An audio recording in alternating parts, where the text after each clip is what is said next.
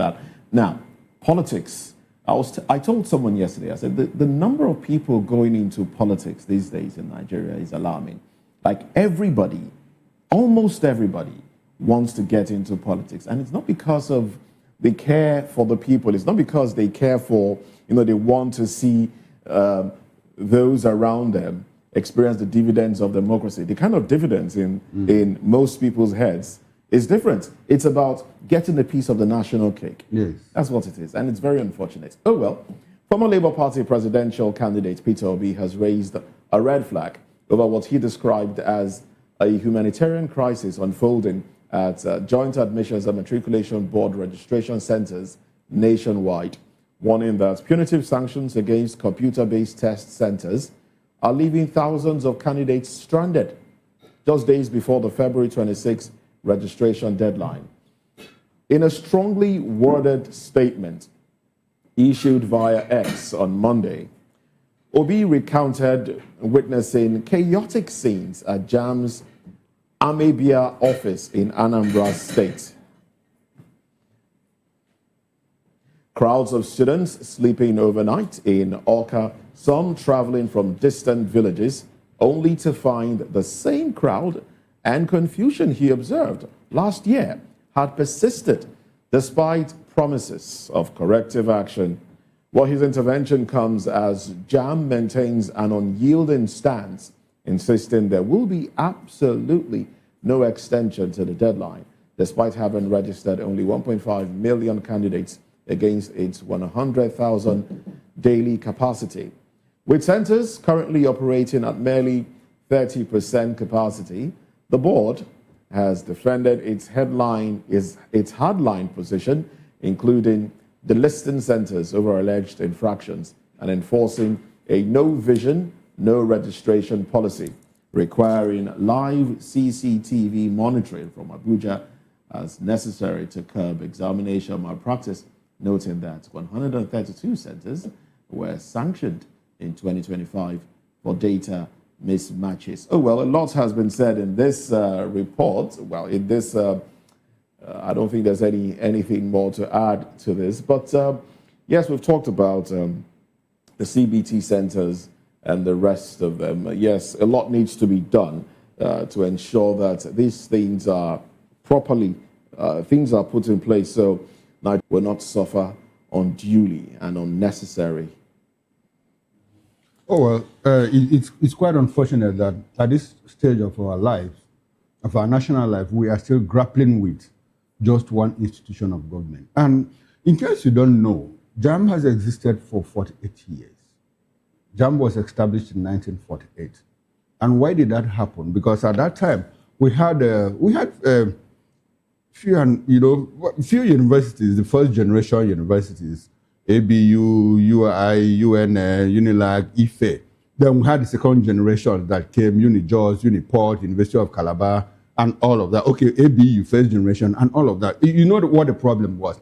The problem was that some people, because they were brilliant or what, will get admitted into 3 or 4 institutions because universities used to organize their own matriculation examinations. So people will get 3 or 4 admissions. And by the time they take 1 and drop 3, others will have lost out, in getting admitted. That is. So the Nigerian government said, oh, well, what do? We have to harmonize. So they harmonized and established JAMB, so that it will be a center, where if you get admission in one university, you don't get in another institution, so that you don't deprive people of the opportunity.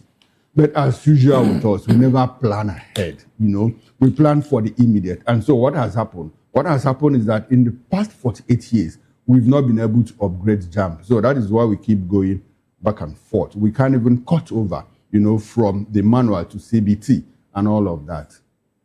So what does that tell you about us? Still a problem of leadership. 48 years. One institution of government, we cannot fix it. And unfortunately, JAMB is not alone. I cannot recall, NMPC was, when it was NNOC, was established in 1976. This is 50 years. And we are still discussing the issue of what do we do with the NNPC?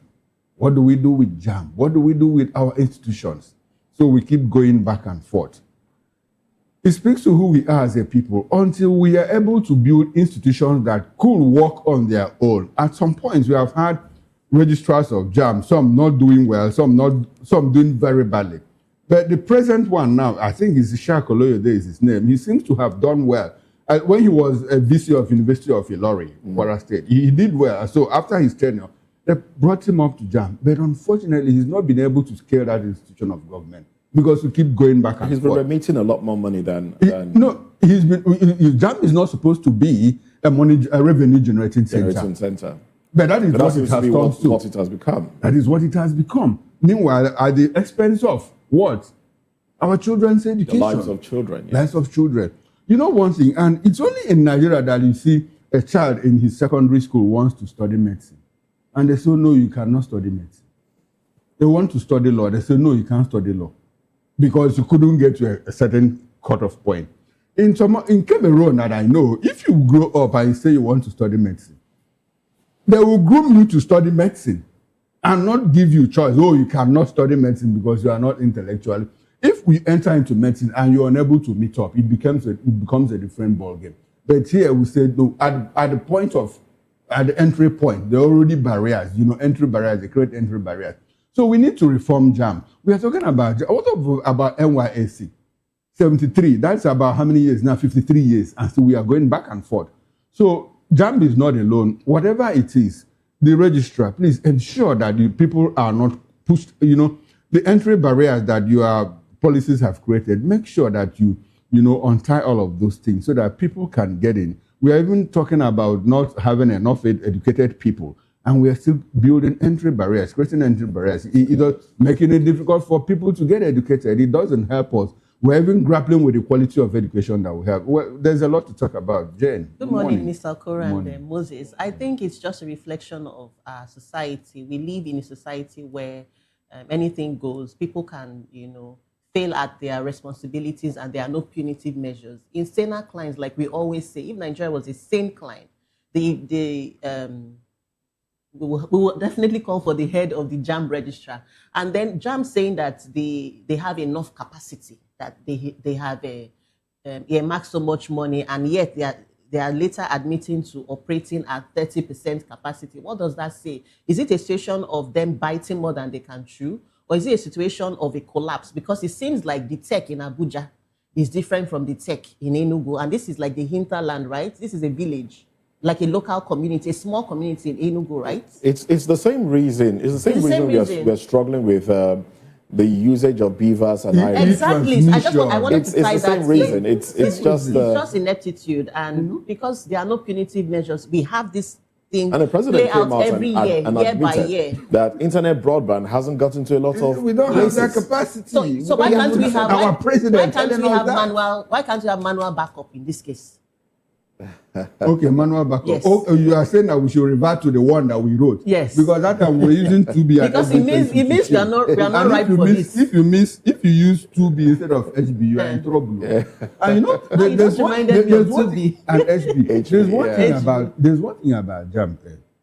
If you wrote JAM, and at some point you did change of course, and you get admitted into one, and you didn't go to collect the admission letter from one listing.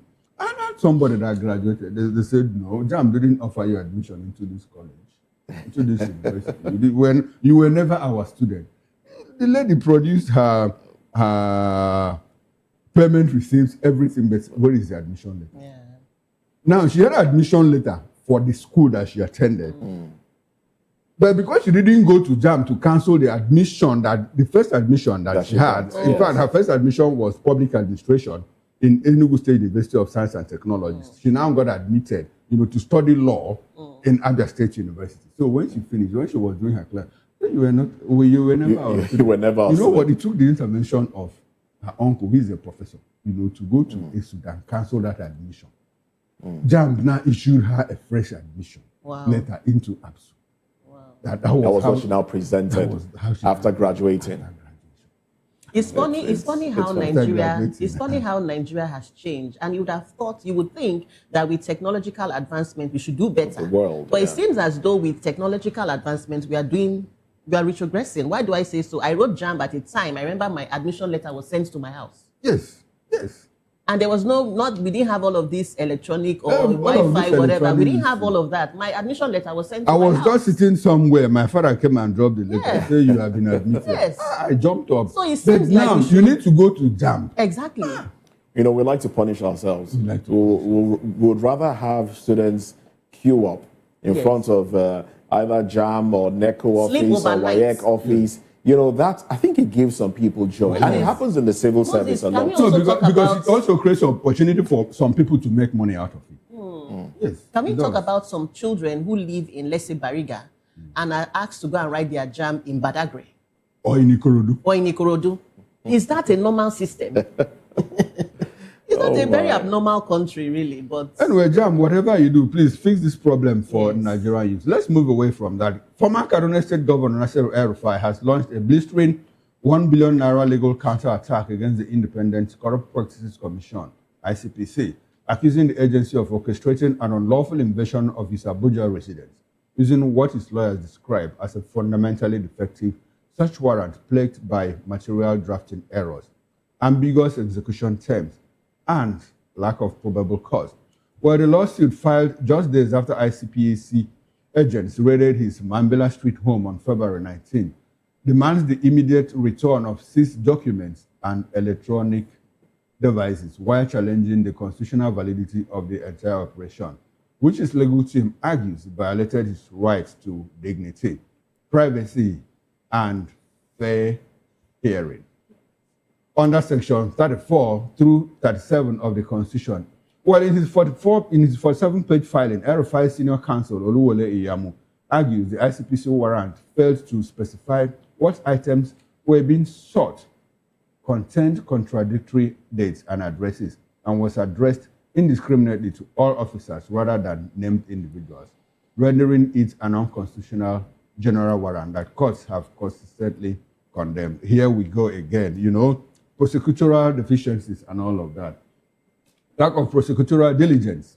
That is what we get. You know, now this lawyer has gone into technicalities. And at the end of the day, this is what we see, a pushback in the war against corruption. You know, lawyers are very adept at this. And we have lawyers that, I understand that there's a very senior lawyer, you know, when he goes to court, he doesn't argue, he just waits for you to make an error and he capitalizes on that error. And he wins his case. And he wins his case. You know, but the Supreme Court judge, CGN, was it Kekere Ukun? I think the last one that left. Ariwola. Ariwola. He said, well, lawyers should stop winning cases on technicalities. Stop winning Yes, cases he on did. technicalities. And that was when he was leaving office. You know, it's only when they want to leave that they say, we need to put this reform in place. We need to put this reform in place. You know, but when they come, they keep upholding, well, the judiciary is the last hope of the common man and all of that. What we see in this case is corruption fighting back. We are talking about 423 billion naira of Kaduna State money, allegedly missing. It's not been established, but we want to get at the root of this matter. And so how do we get at it? We already having, you know, speed breakers in this process. The lawyer has come out to say, well, the warrant itself was deficient. We're still talking about the search warrant and all of that. So you see, by the time we get into service orders, motions, and all of that, this case, Ojo Zokalo, my former governor, his case lasted for 12 years. You know, and at the end of the day, what did we get? We have started with Yaya Bello. Now we are seeing it's getting into the third year.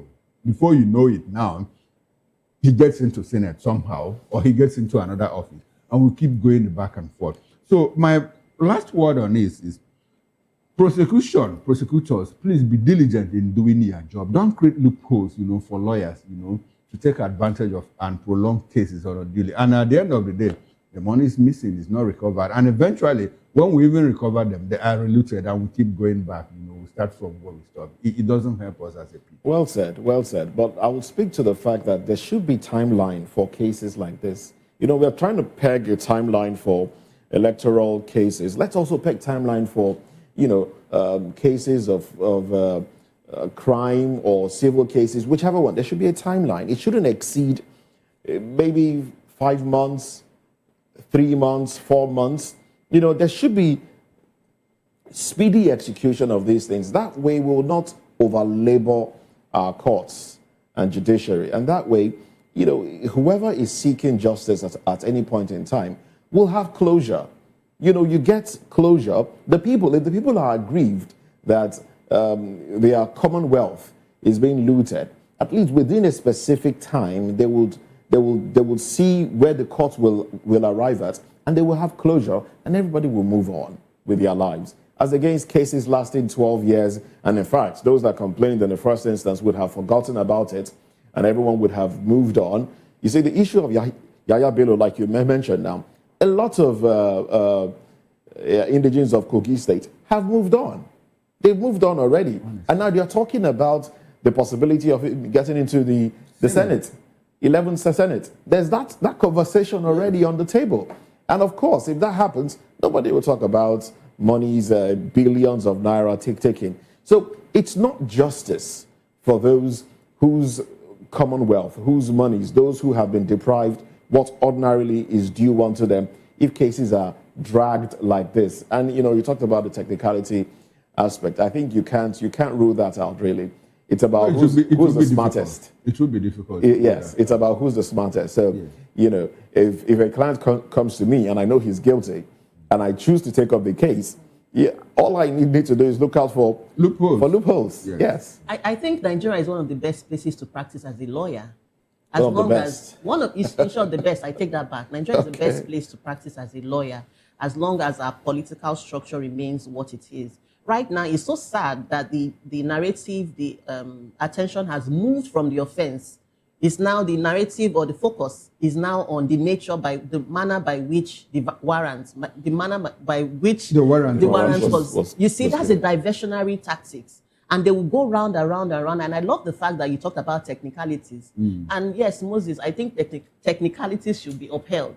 Because they will hold, you know, they will rally and bandy around it. Before you know, time has gone. Another politician will be praying, please let this go on for long so that his own case will die. Be frozen, will remain frozen. You know, Yahaya Bello is roaming scot-free, and whether we like it or not, he's going to win an election and he'll become a lawmaker in this country. Good. And there's nothing we can do. You see, the dangerous thing, in all already. of this is that we are gradually building a pattern. And you know what the pattern built is. a pattern already. We also have, apart if Yaya Bello, okay, let's even leave him out of it. Yes. If you go to Senate, how many senators are undergoing investigation? A lot of them actually have cases. Let's leave the Senate. Go to the cabinet. How many cabinet members, ministers are undergoing investigation? Now, these are the people that superintend over us. Yes. So what do you expect? That enact laws. What do you expect? So do you expect that will ever come out of this? I don't think war? we're ready. We aren't This ready. corruption thing, we are not ready yet. We are not ready. Until we have a leader who says, enough of all of these shenanigans, enough of all of this nonsense. Now, let us stop it. Until we get that person, it will be difficult for us. It will be difficult because this is a country that anything goes. There are no penalties. That's why people can do whatever they want to do. I think we should just move on and take on this our third story. The All Progressive Congress is openly defending its controversial alliance with the Federal Capital Territory Minister, Nyesom Wike, insisting that the former Rivers State governor has constitutional rights to campaign for any candidate, regardless of party affiliation, even as the PDP accuses him of engineering shameful defections that handed APC 5 of 6 area council victories in Abuja's weekend elections. APC National Publicity Secretary Felix Moka told Channels Television that Wike has the inherent liberty to support whomever he chooses, framing it as a constitutional freedom rather than a political inflation, a stance President Bola Tinubu reinforced by personally commending Wike for delivering the victories. The controversy erupted after 2 PDP chairmanship candidates withdrew mid-race to endorse APC rivals following Wike's interventions, prompting the PDP to condemn what it called forced concessions and anti-democratic inducements. While the ADC separately accused Wike of voter intimidation and imposing unlawful movement restrictions during the polls, the minister fired back that the results exposed emergency Democrats and proved Nigerians know the real ruling party, and proves that Nigeria knows the real ruling party. Interesting indeed. Yesterday, I think this was on the front burner during our the show yesterday, and I remember asking Barrister Aguemo if, legally speaking, if it was right for a serving FCT minister, a political appointee of the president, to go around and actively campaign for such an election. And I remember him saying that no, it's illegal. But again, I also argued that Wike is a lawyer and should know better. And what was his argument? He said, yes, he's a lawyer, but he may have not been called to bar. But again, this is just what happens in Nigeria. We're in a country where anything goes. And APC is pretty much telling the PDP and the ADC that don't hate the player, hate the game. It is what it is. In a country where a political aspirant will step aside after being stifled by the ruling party. That's just political gymnastics, and it's just the bane of Nigerian politics, and there's really nothing we can do. It's not political gymnastics, it's impunity. It's impunity, but why does impunity go up? Why does impunity take place in Nigeria? Because we allow it. We allow it as a people. What is happening in Nigeria? Well, it probably would have happened in medieval Europe, back in the days, but they were able to overcome all of that. Yeah. Unfortunately, if you go to places like Latin America, they have not been able to overcome, all those deficiencies. And that is what we see in Nigeria. That is what we see in Africa. Barrister said that Wike, he didn't say that Wike may not have been called to bar. He said even after he's called to bar, he may not have practiced law. Yes. And so he might not have knowledge of the law. And I said, no, Barrister, even me as an ordinary, I'm not a lawyer, but I understand the law. I understand that. And he said it was just a constitutional right, Okay. If I assault you, I know it's against the law. Yes. I don't need to go to law school to know all of that. Man, that's it. I think what is happening between the APC and the PDP, and let me put it in context. Wike took permission from the PDP to go serve in this cabinet. According to him, nobody has refuted that. And PDP said, go. But PDP did not tell him, go there and market their party. So will we call it a government of national unity? No, it is not. We used to have government of national unity, MPN, MPP, and all of that. Even under Obasanjo, we have Bola Ige was from the AD, Chuka Odom was from the PPA, and all of that. So what they are doing is strange. But if you ask me, the president, without knowing it, he's eulogizing Wike, he's praising him. The president, without knowing it, or whether he knows it and he's doing it on purpose, is gradually, incrementally destroying our democracy, whether he likes it or not. That is how I feel about it. But, well, history is going to sentence him. I think Felix Moka's remarks is one of the most outrageous things you can ever see. Him defending Wike's stance. How so? How can you say that he's right? That he's the secretary of the party. He's supposed to speak in favor of the party. You're right, though.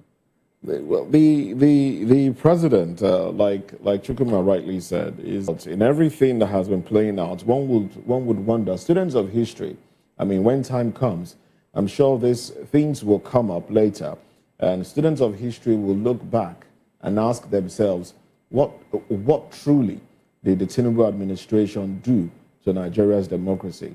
And unfortunately, what might be studied in school in the days to come may not be palatable. It may just be, things that people will look back and bite their fingers and say, oh, we allowed this to happen in Nigeria. It's, there's a lot of impunity going on. There's a lot of brigandage, as some would say, going on in the political space, and it's unfortunate.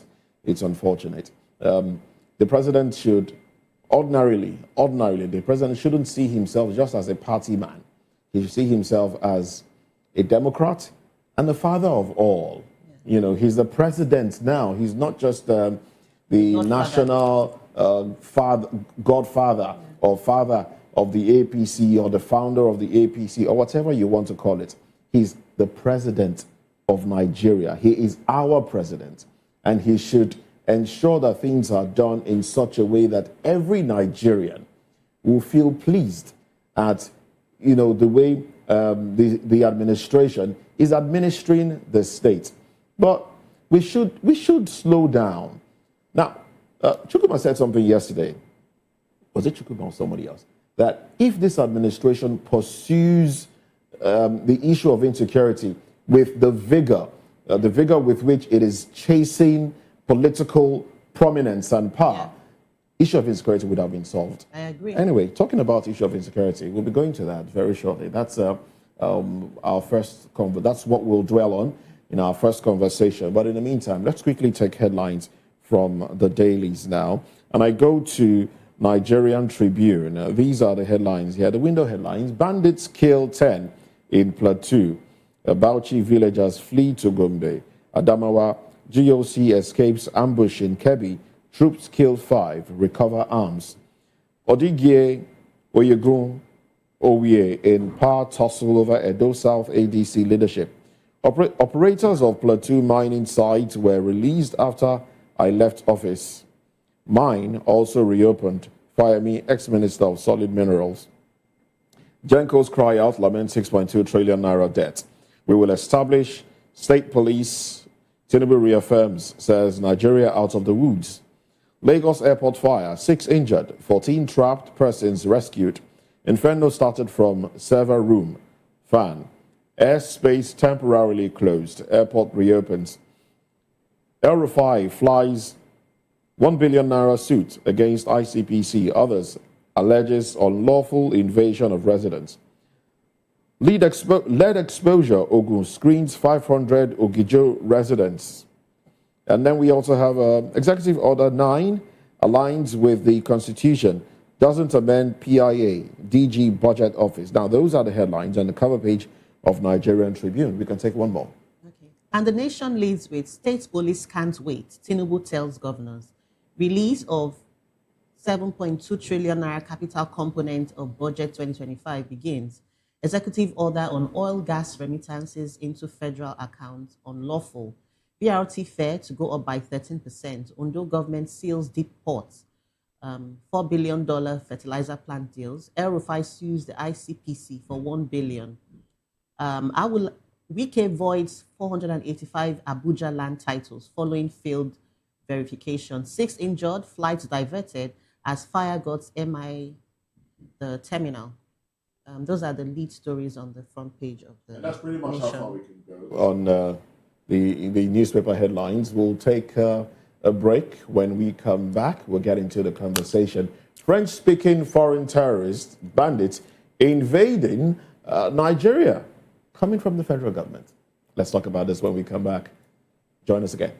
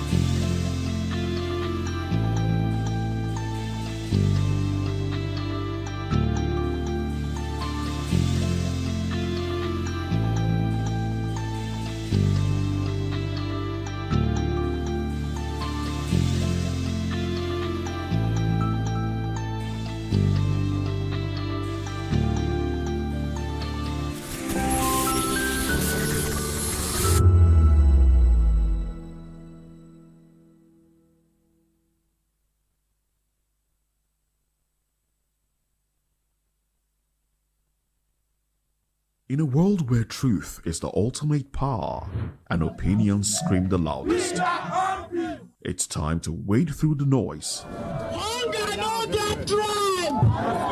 Hunger no get religion! And scan the human interest and trending topics that matter.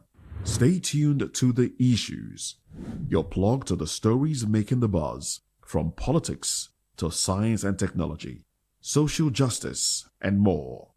Let's tackle the tough questions and expose the truth. The Issues on Voice of the People Television. Don't just react, understand.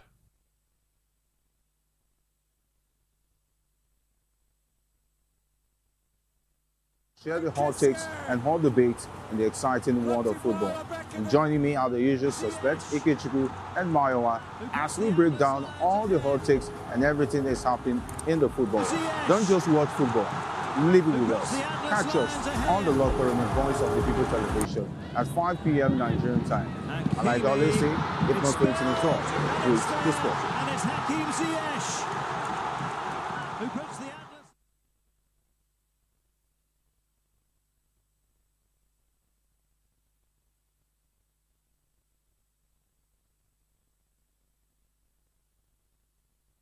Are you ready for the extraordinary? Something big is happening on your screen. Introducing Vop TV. Now streaming on SLTV channel 264. From breaking news to captivating conversations, news analysis, giving you all sides to the story. We break in-depth discussions on the issues that matter, from politics to sports, entertainment, and lifestyle. Vop TV on SLTV channel 264. Join us as we redefine what television means to you. Voice of the People Television, Vop TV. Now you have more than a voice.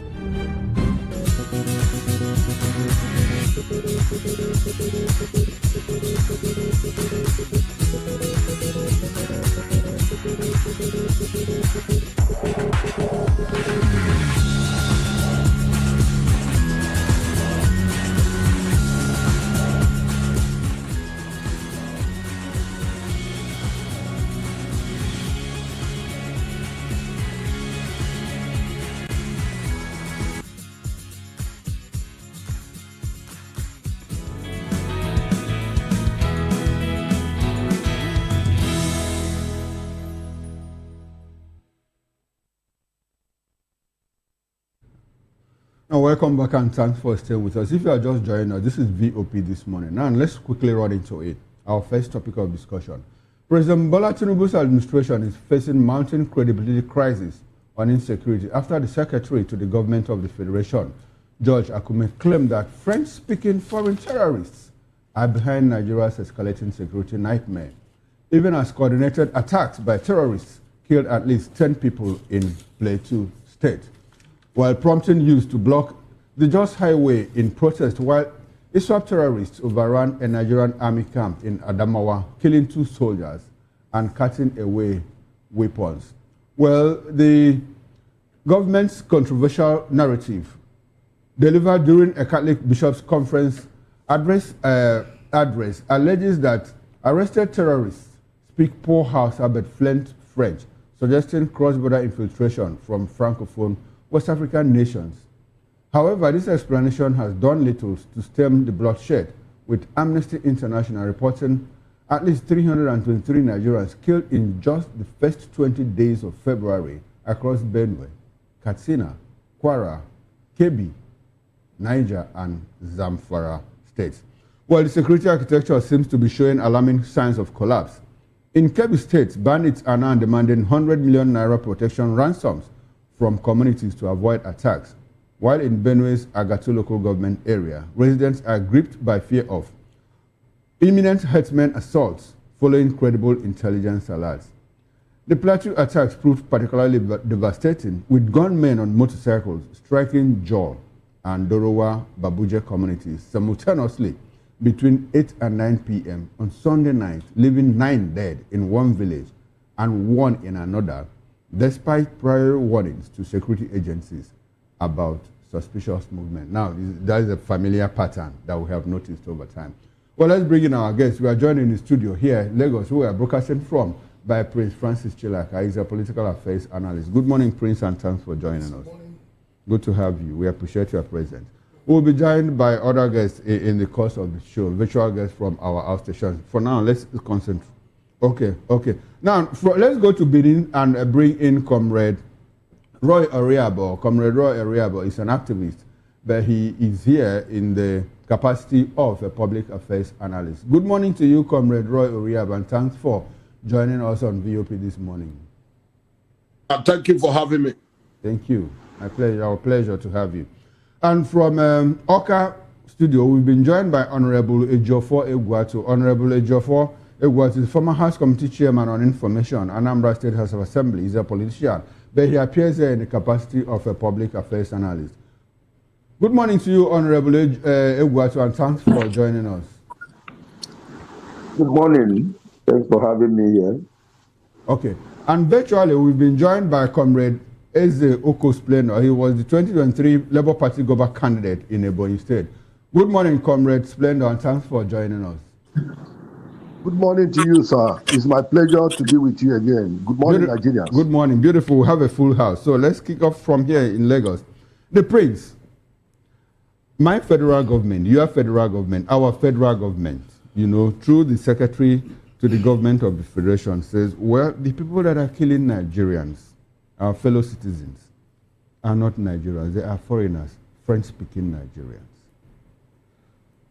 My Prince, can you react to that statement? How did it hit you? How did it hit you when you heard it? Shameless. Why? The Secretary to State of the Secretary to Government saying this shows you how shameless the government is. You are telling Nigerians who have been dying in their numbers that foreigners are the ones coming to kill them. And you are proudly saying it. How did they enter into this country in the first place? How did they enter into the country in the first place? Did they come in as spirits? It simply shows you that our borders are porous. It simply shows you that those who are meant to man the borders are doing nothing. It simply shows you that the government has not taken the security of life and properties of Nigerians seriously. That is what it is. Now, does it look like more like, okay, if this is an admission that we have foreigners killing us, at least we are, like they say that the problem identified is half solved. Does it look like that where the federal government knows who are killing us, the people that are killing us now, are we a step, you know, in solving the problem? Your president had a good relationship with the president of France. And if these guys are French speaking, it means that they were colonized by France. So why is he not taking advantage of that relationship? Yes, why is he not taking advantage of that relationship? So how come it's taking them almost 3 years or so to identify these people? Why? So where do we even start from? Are you now saying that the Boko Haram, the Lukarawa, the insurgents, the headers, all of them are foreigners? No. When the secretary to the government of the federation says these people are not Hausa speaking, they don't speak fluent Hausa, but their French is fluent, what does that connote? What is it trying to tell Nigerians? It's trying to tell Nigerians that they don't even know who they're fighting with. They don't know. Okay. See, let me tell you, Okoro, if you go up north, unfortunately, nobody wants to admit the fact that the core problem in the north that started this whole thing is the minerals that they're mining in the north. It's the solid minerals that they're mining in the north. And who are those that are mining it? You remember here, governors in the north came and said they want to suspend mining in the north for 6 months. And I asked, I said, is it government-approved mining or illegal mining? Okay, so you think the whole thing, the insecurity is economic related? It is. Do you know what these guys are making from Nigerians? Do you know how much? We're talking about the north. Don't forget that Ondo State is coming is another hotbed right now. Kwara State has been receiving it. Okay, because you have deposits there as well. The last time they killed an Oba or whatever in Ondo State, they kidnapped this defense staff. They kidnapped another person, I think, 2 days ago. So they're moving in. Okay, they're coming closer. So who are they? Okay, let's quickly run to Benin City and let Comrade Roy help us make sense of what is happening. Comrade Roy, I'm with you now. Now, the secretary to the government of the federation also said something. He said, well, Nigeria is not the only country that is plagued by insecurity. What does that mean? Is he telling us to live with it or what? Can you help us explain his position on that? Yeah, once again, thank you for having me. You know, any position from the government must be taken very seriously. And now that the government are able to say, well, those who are terrorizing us are French-speaking personalities. To me, To me, that is a product of their own research. They are able to situate the position that, because we have an illusion, we believe, some of us in this part of the world believe that once there is any strike, any act of terrorism, we quickly say Fulani herdsmen. Now that the government are able to situate it, taking the burden away from the Fulani herdsmen, I think they have sufficient information. I'm not government, I'm far away from the government. They have information more than what we have. Therefore, to me, let's listen to them. Maybe with this they can get a solution, because I'm one of those who believe, and I'm informing all Nigerians that we are not supposed to be continue to lament. That we should look for a way to look for solution. I'm not an agent of solution. Because lamentation, the book of lamentation was not written because of Nigeria. I'm an agent of solution. Comrade Roy, now that the government is telling us this, but we also hear Nigerians who have been victims of these attacks, you know, people in Benue Plateau that have been killed, that are saying, or that say, well, these people at some point were cow herders and they spoke a certain Fulfude language, you know. And when they strike in some parts of the South, what we hear, well, the people that attacked us were speaking a particular Fulani language, Fulfude. So that is some form of contrast with what the federal government is telling us. So what are they trying to achieve? Because from the intelligence they have and from what the victims see and know, these things are different. Recall that the former chief of defense staff, now the minister of defense, also told us that the people that are killing Nigerians are foreigners. But he didn't classify them. Now we get a classification. Oh, they don't even speak Flint Hausa. They speak French. So how do we balance all of that? It means that when this terrorism started in this country, it started from the Boko Haram. And those Boko Haram can be situated. We know where they are from. We are aware of the man who is the founder of Boko Haram. We can also explain how the Boko Haram metamorphosed. You know, if as of today, what you are telling me now is that if as of today, the Nigerian government is saying that the Fulanis are not the one responsible again. This is another dimension to it. We started from Boko Haram, ISWAP, different names start coming up. And we now saying we have been told that Boko Haram is not as serious as they were. They are not as viable and potent as they were. You understand me? Therefore, some foreign persons are not coming. The Nigerian government is telling us that these are French-speaking persons. What they are telling us in essence is that one, we are aware of the situation. The Nigerian government are taking responsibility. One, they are taking responsibility that one, our people are being terrorized. Our people are being killed on a daily basis. Our people are being kidnapped, but these are the persons doing it. To me, that is a step. What we should be demanding from Nigeria, I agree with the Nigerian government that there are killings. Killings is not only related to Nigeria. Terrorism is not only, as I last time was monitoring the international news, when I saw the Mexicans, what they also passing through there. And I'm not only brief for the Nigerian government, but I'm telling you that these are their positions. To me, they are more now equipped in terms of information gathering. They are not more equipped on how they will tackle. Since we don't know who we are fighting, I think it will be better for the government, when I say we government, to also provide solution and tackle these terrorists. Because now the battle is getting closer. Who are you going to, Mr. Koro, who are you going to take more serious? Is it the Nigerian government giving you information? Not those who are saying people were kidnapped a year ago. All right, then. People who were kidnapped 2 years ago. Well, thank you very much, all what the government is telling you today. Comrade Roy. Well, thank you very much. Let's bring other guests into the conversation as well. We have Honorable Egwatu, Honorable Ejiofor Egwatu. Good morning to you. Welcome to the conversation. Now, some would say, does it matter what what tongue terrorists speak? Should that bother us really? Because Nigerians are saying our people are being killed. People are being driven from the ancestral land. Their houses are burned. Women and children are killed.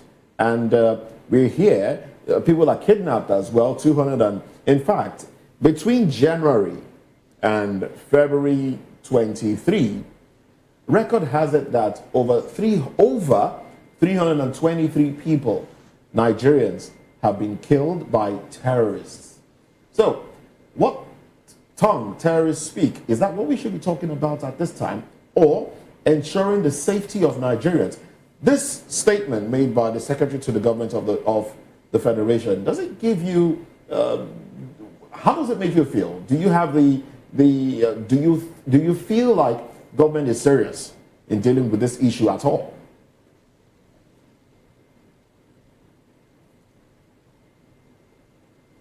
But if you have the question and you were to react, you might need to unmute your device so we can get your audio feed.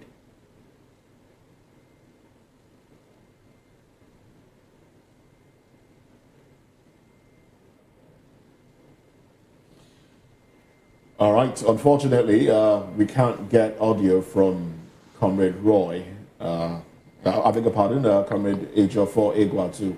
We can't get audio, so I'll bring you back to the studio. I'm here. Can you hear All me right, now? then. I can hear you now. Go right ahead, please. Okay. I think the best thing I was expecting to hear something else from the Secretary to the federal government after telling us they have identified these terrorists as French speaking. I was expecting to hear the efforts the government is now employing to drive away the French speaking terrorists. I was expecting to hear what the government has done to get those French speaking terrorists arrested, and then what they have done about them. Just telling us they are French speaking is like. Oh, well, I'll tell you what they've done. I'll tell you what they've done. I mean, that was going to be my next question, actually. He said the president's visit, within the same breath, he said the president's visit to Turkey was to acquire drones. That's something that they've done. But what have we seen in the past days? We've seen terrorists acquire drones that could, bomb camps just by being controlled from a remote location. So you start to, I don't know. It's obvious the terrorists are getting more technically equipped. It's obvious they are being, so much money is being pumped into that terrorism.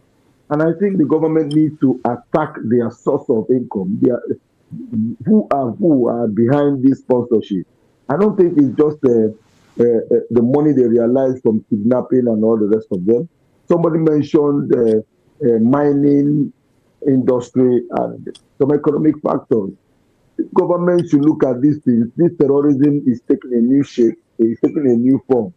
The people who are dying are Nigerians, and we need to be very sure of government's effort to stop this killing. The most important thing is that these killings are stopped completely. The most important thing is that Nigerians are free to move around in their respective villages, homes, and abroad without fear of terrorism, without fear of attack.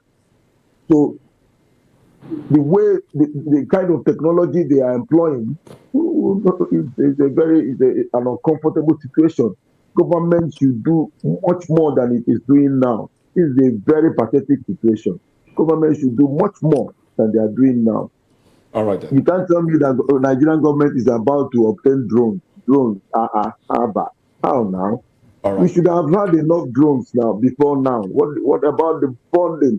The military in the Nigerian budget, the military is getting a large chunk of budgetary allocation, and it's also getting a large chunk of releases.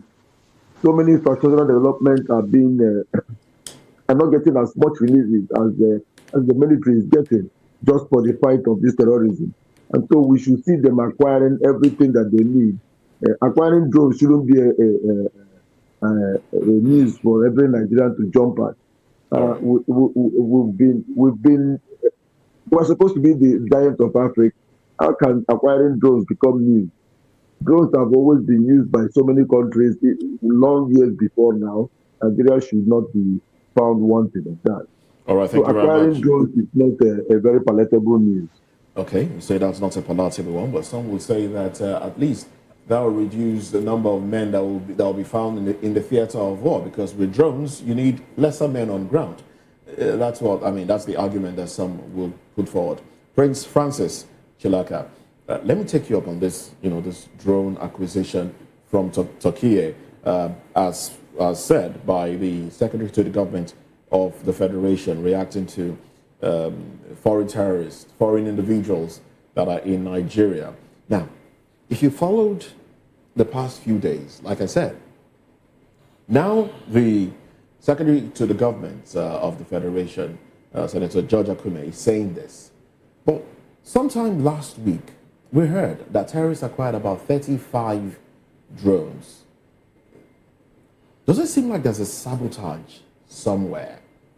Because the government, and you know, if you follow up the visit of the president to Turkey and the relationship Nigeria has had with Turkey, you will understand that they have constantly warned Nigeria about the presence of a terrorist group in Nigeria who they say are embedded in,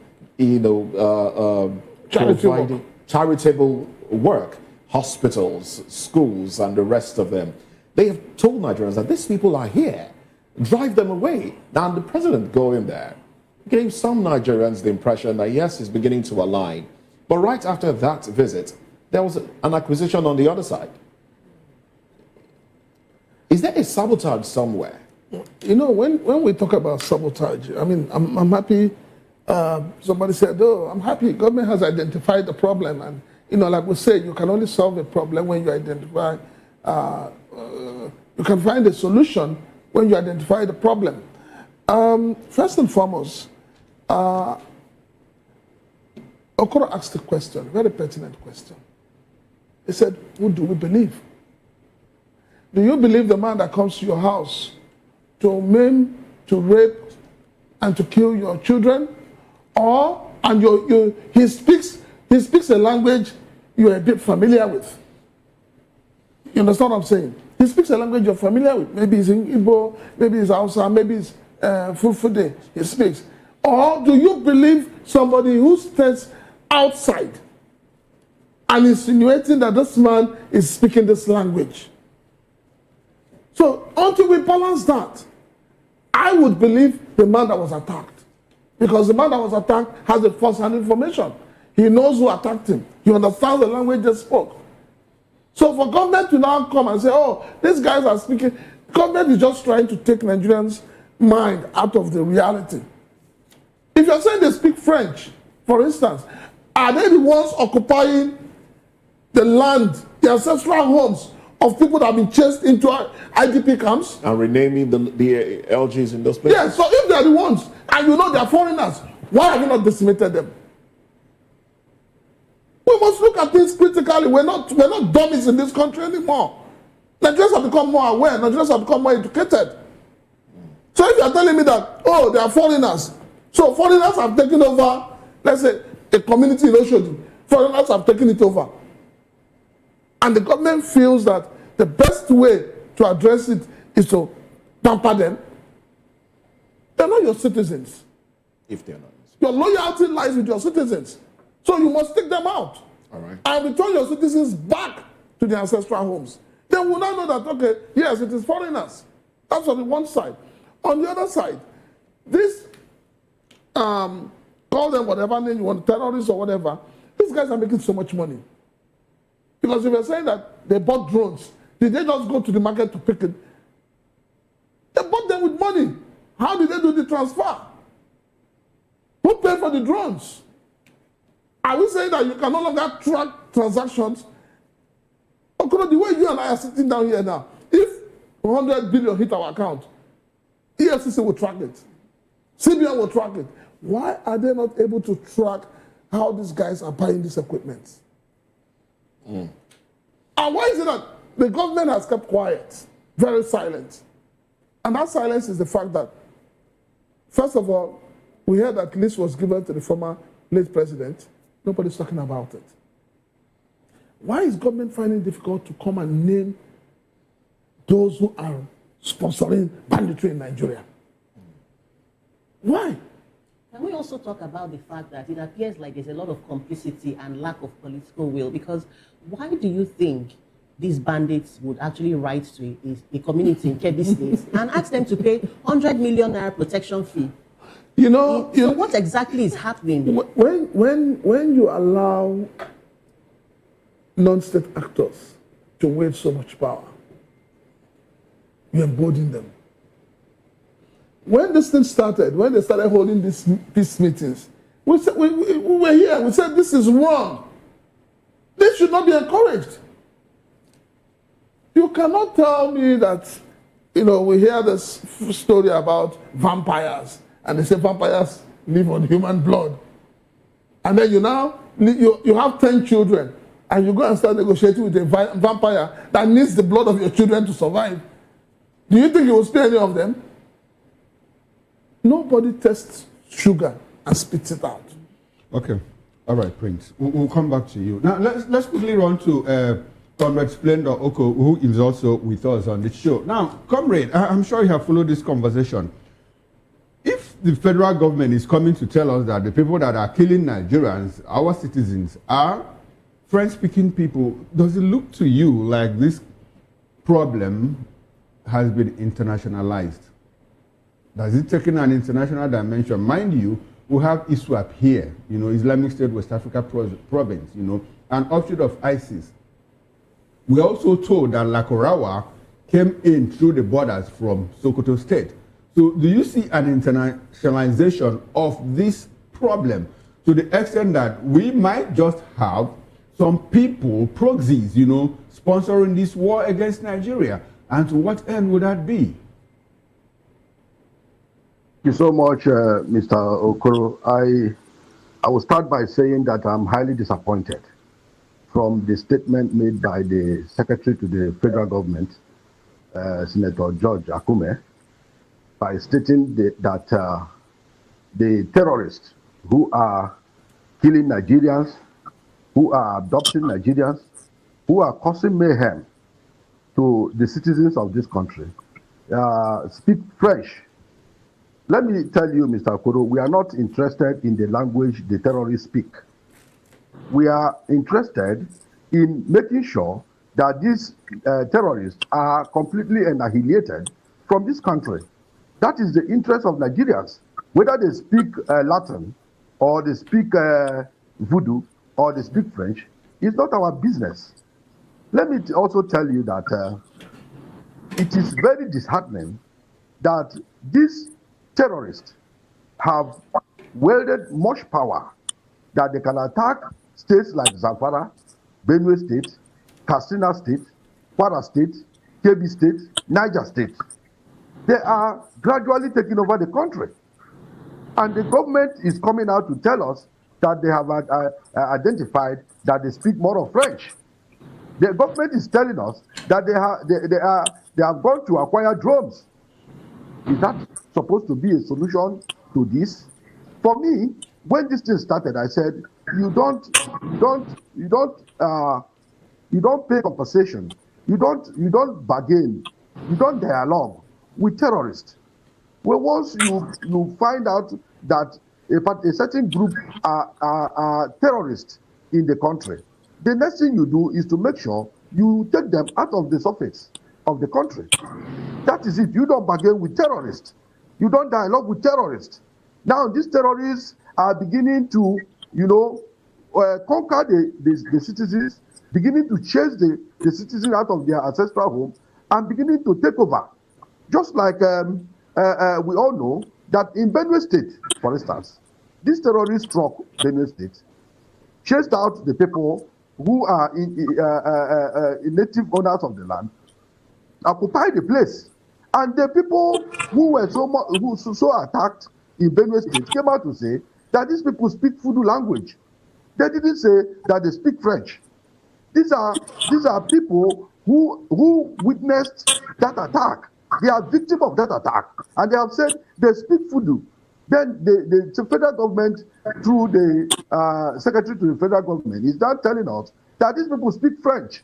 For me, whether they speak Voodoo or they speak French, Nigerians Comrade Splendor, talking about, okay, I want us to expand and deepen this conversation. I want us to talk about the probable internationalization of this problem. We recall that at some point, we had ECOWAS, 3 countries, Mali, Niger, and Burkina Faso, left the ECOWAS and formed the Alliance of Sahel States. Now, at that time, our president was the chairman of ECOWAS, heads of government and all of that. And you also know that at some point we had a problem with Niger. If we take away ISWAP, Islamic State West Africa, more like a proxy for some Middle East organization that might be interested in having a foothold in West Africa and Nigeria, the arc between the Borno, Chad Basin and all of that could be, their flashpoint. If we take that away, does it look like the Alliance of Sahel States, maybe from Mali, that route, we also, even before insecurity made on us, we had a situation where it was a thriving route for the smuggling of light arms and ammunition. Could it be these French people are not happy with Nigeria and trying to say, okay, since you want to cause trouble for us, let us also cause trouble for you? Is it probable that that's what we are seeing?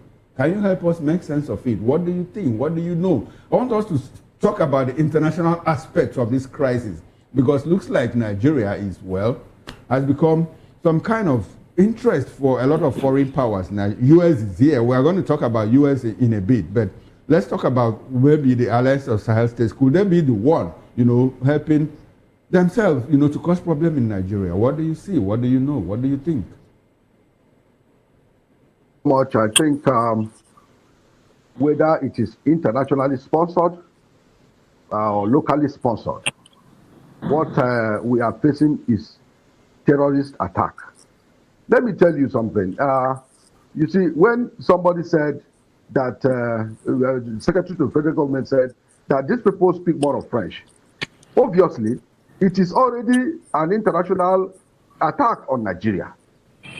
And like the guests in the studio said, how are they entering Nigeria? Are they spirits?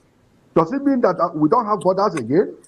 Does it mean that our borders are so porous that we cannot even identify these men when they come in? Look at the type of weapon these men are coming in with. Does it mean that there is a conspiracy in the protection of our borders? These are some the questions we ask ourselves.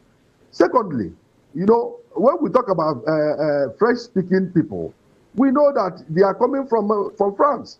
Does it mean we don't have this bilateral relationship with France that can say, okay, let us team up? Our president has been going there. Why not say, let us team up?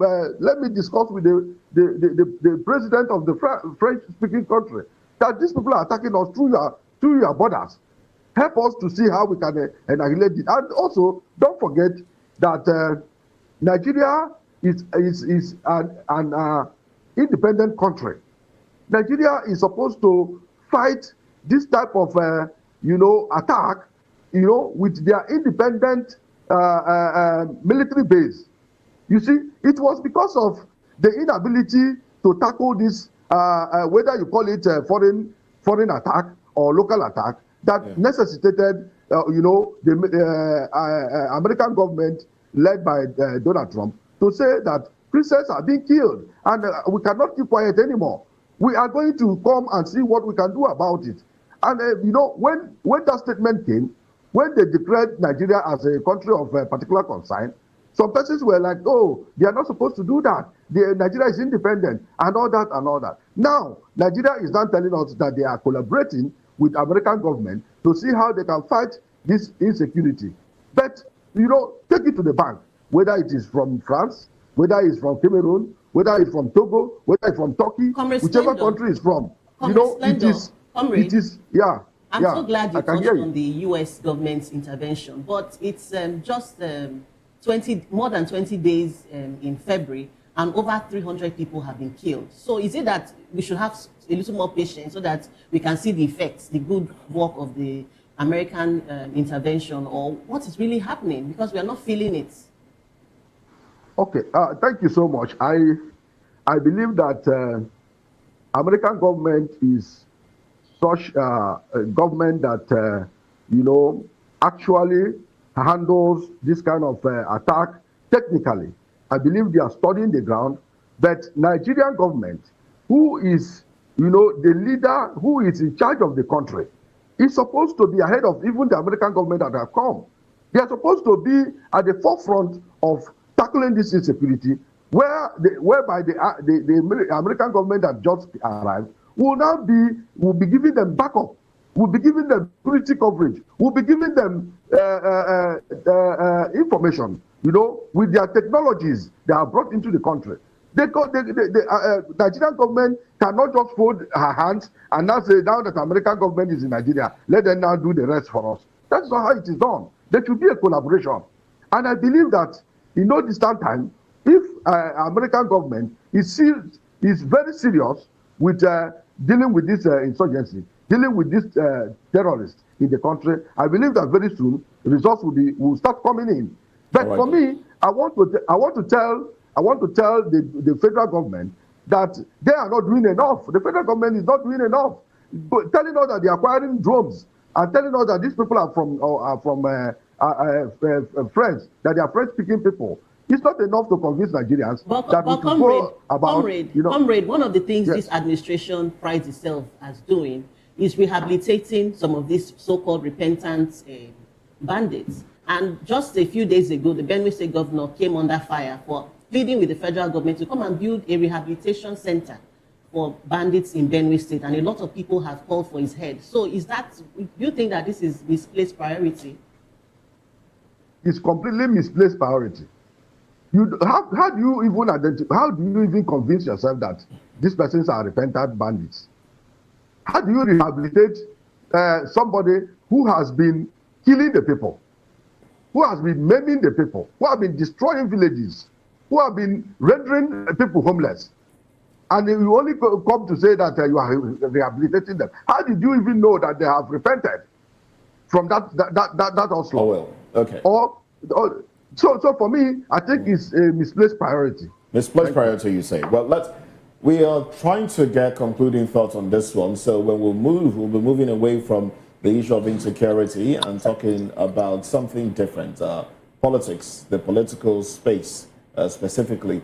Now, should we take that as your concluding thoughts, or is there something you want to add? If you may, you can do that in 30 seconds. Okay, thank you so much. I want to advise the federal government to buckle up. Don't be deceived with the fact that these people speak French or they speak Fudu. That the federal government should concentrate in making sure that these terrorists are completely wiped out from Nigerian surface. All right, then. That is what we want to hear. Thank you. All right, then. Thank you very much, Comrade Oko Splendor. Now let's go to Ejiofor Egwatu. Honorable Ejiofor Egwatu, please, your concluding thoughts. I think the federal government, having identified the nationality or whatever of these terrorists, should do everything within its powers to estimate them. They should be driven out of this country. We shouldn't give them the chance, the space, the opportunity to operate here again. Right. And then we should, as a matter of urgency, begin to deal with terrorism, local part of it, because I don't believe that all the terrorists are coming from French-speaking countries. Oh, well. Some of them are very local too. And so some of these local ones should be dealt locally with. And the international ones should be dealt with internationally. Yes. All right then. Thank you very much, Honorable Ejiofor Egwatu.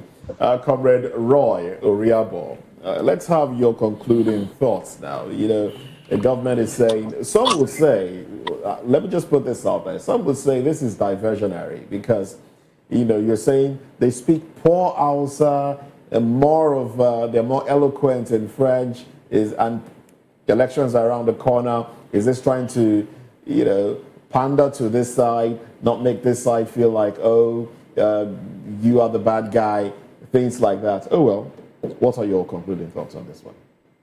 There are different dimensions to the insecurity that have bedeviled this country, you know. There are religious dimensions there, political dimensions there, cultural dimensions there. But the issue, I believe, as I said, as agent of solution, you know, Nigerians must support Nigerian government so that they can be able to overcome this insecurity. Very just now, we saw it, some persons were protesting. When the US said they were interested, they want to support Nigerian government. Some of the strike they did in Sokoto, some Nigeria came out and they were protesting against it. These are persons who were also victims of the heartless disposition of this terrorism. Yet, they were protesting. We need that synergy. Because now, being government, being a governor, a president, a secretary to the federation, does not make you a superhuman being. You are not reasoning more than any Nigerian. Therefore, we must look there at that level so that we also need to give them that support so that they will be able to deliver. Because the people in government today were once on the other side. If tomorrow Mr. Okoro is picked from this platform to be a minister, that does not mean that it's not from this platform. By the time we have this kind of dimension, and nobody is even interested where the Boko, the insurgency, the terrorism, until we go back to the foundation. What are the foundation? One, the day we introduced Sharia into our political lexicon, that was the day Nigeria as a country, that was the day we embraced insecurity. From there, we embraced insecurity and peace have since eluded us. We must go back to it, and that is the religious dimension about it. The day the people were now coming that we need Sharia in this country, that is the beginning of our problem. Until we revisit that, we will continue to struggle and continue to work ourselves what we are supposed to do. Thank you. All right, then. Thank you very much, Comrade Royal Rebel. Prince Francis Chilaka. What do you want me to say? Well, Your concluding thoughts. well, my concluding thought is that the government needs to be sincere with Nigerians. You can't be asking Nigerians to support you in the fight against terrorism when you're not being honest and sincere with them. A lot of lives have been lost, and for government to now come out and begin to lay the blame on foreign nationals is just diversionary. Thank you very much. Well, gentlemen, stay with us as we get into another conversation now. Electoral reforms. Presidential campaign threshold doubled to 10 billion naira. Global limit now 3 billion naira. Let's talk about this when we come back. Join us.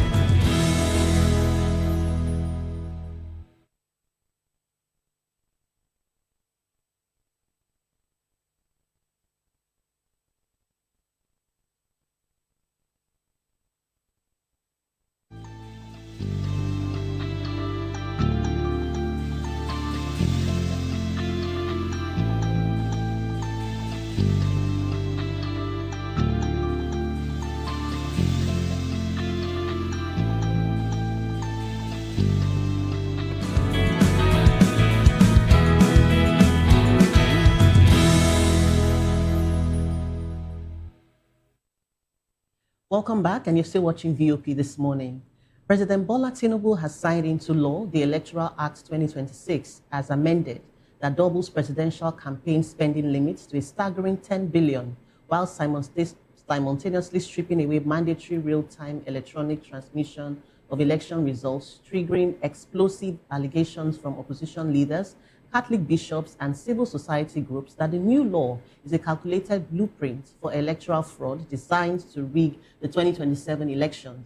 The legislation, which also raises governorship spending caps to 3 billion and introduces stricter penalties for vote buying, was rushed through both chambers of the National Assembly and signed within 24 hours, despite tear gas dispersal of protesters led by former Labour Party candidate Peter Obi and activist Aisha Yusufu and others who had stormed the National Assembly gates demanding transparency safeguards.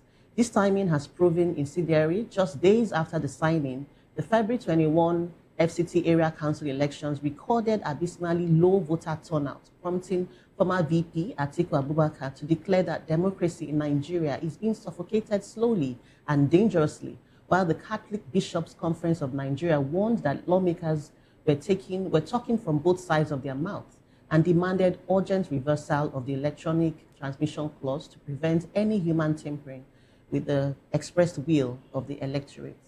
Prince Chilaka, it means it costs 10 billion to run for president of Nigeria. So really, who is this law designed for? Is it for the billionaires, the godfathers Or who is this law really meant for? Okay, Really? but you see, the thing is this. We keep talking about democracy. And we keep saying that some people fought for democracy. But I'll tell you, what we see is short of being democratic. What we see is winners take all. What we see is that our country is being sold out, whether we like it or not. Because you don't expect somebody who spends 10 billion to come and develop this country. The person will not develop it. The person will not even do anything, because after spending 10 billion, the first thing you do is to recoup your money back with interest.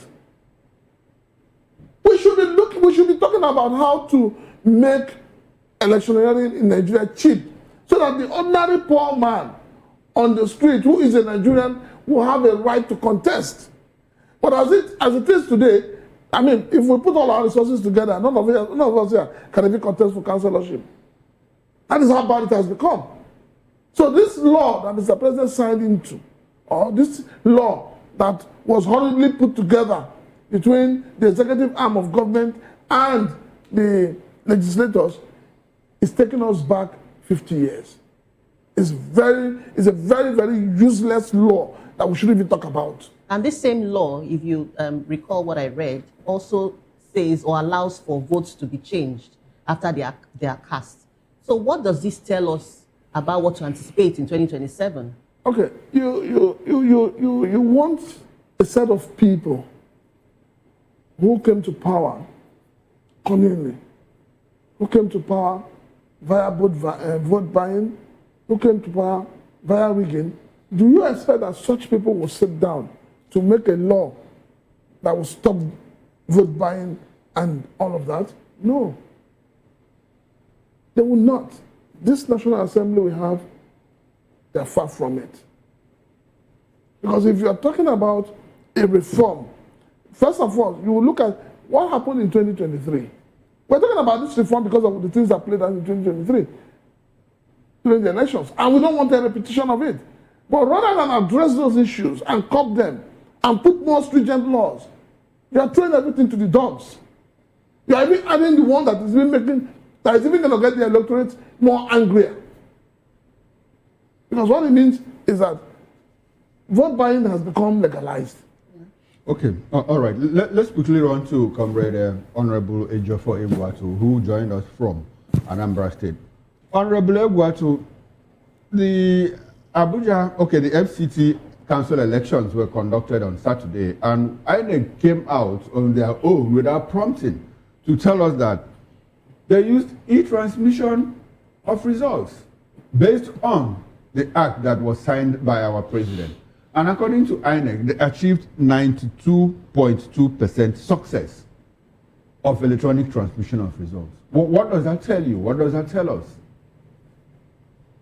It's a good news. The same thing happened in Anambra governor's election last year, and there was e-transmission of results. So remember that every other thing concerning the election is done manually, except the EC81, that is the polling booth results being snapped and then using the beaver to transmit to IRS. It's a success story if they achieve 92.something%.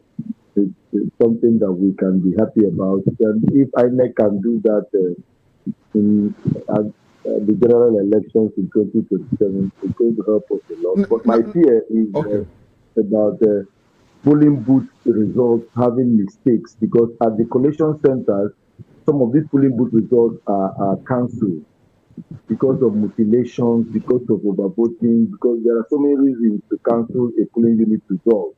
And it's only a collation center at the collation center that such can be done.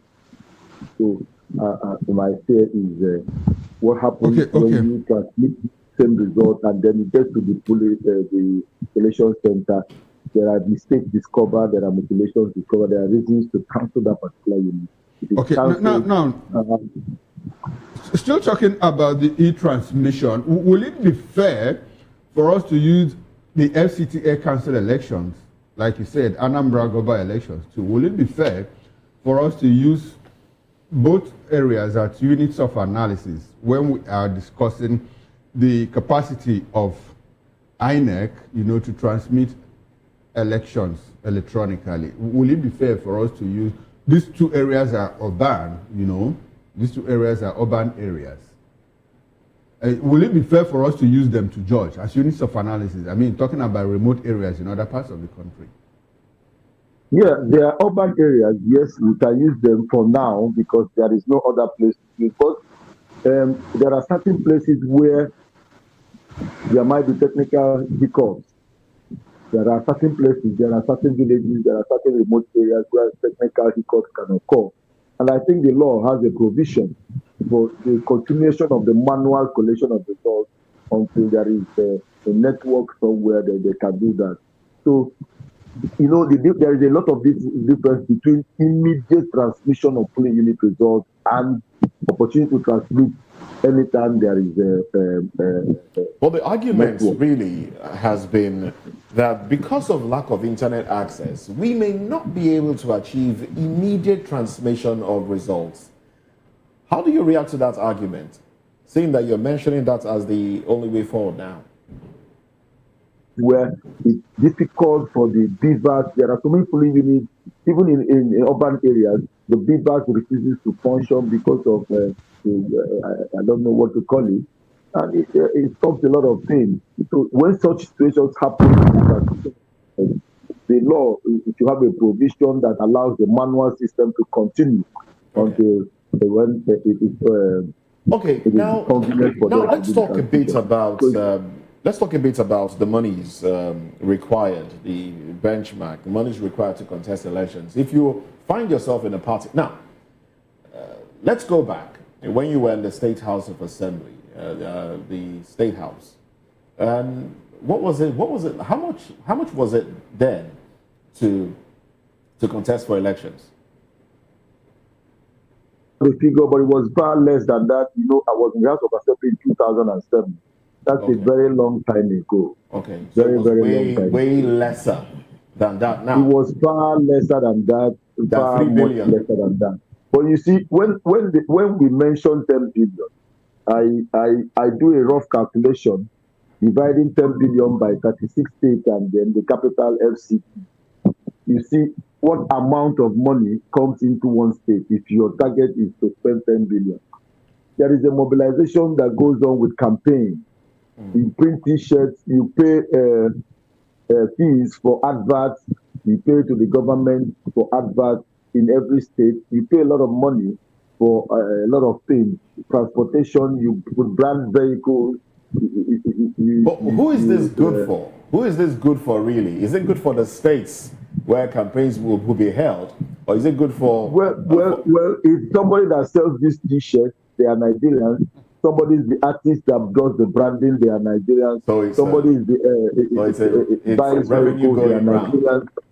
So the money is going around. So 10 billion naira for a presidential election, if you divide it by 36 states, you don't have up to 300 million going to a state. But are we going to have, the fear with a lot of people is that we may not have those with good intention if they can't cough out that much money via for political posts. If you have good intentions and you're able to convince people who will support you, they will raise money for you. How then do we now, conquer the issue of godfatherism if you need to depend on people to support you? One doesn't need to be a godfather. If you believe in a cause, you put in money into it. If you have 10 people donating 1,000, that's 10,000 naira. If you have 20 people donating 1,000, that's 20,000. People cannot form and become godfathers. Crowdfunded. So little by little, people, where you're supposed to spend 200,000, people contribute 10,000 out of it. You spend 190,000. It makes the people part of the process.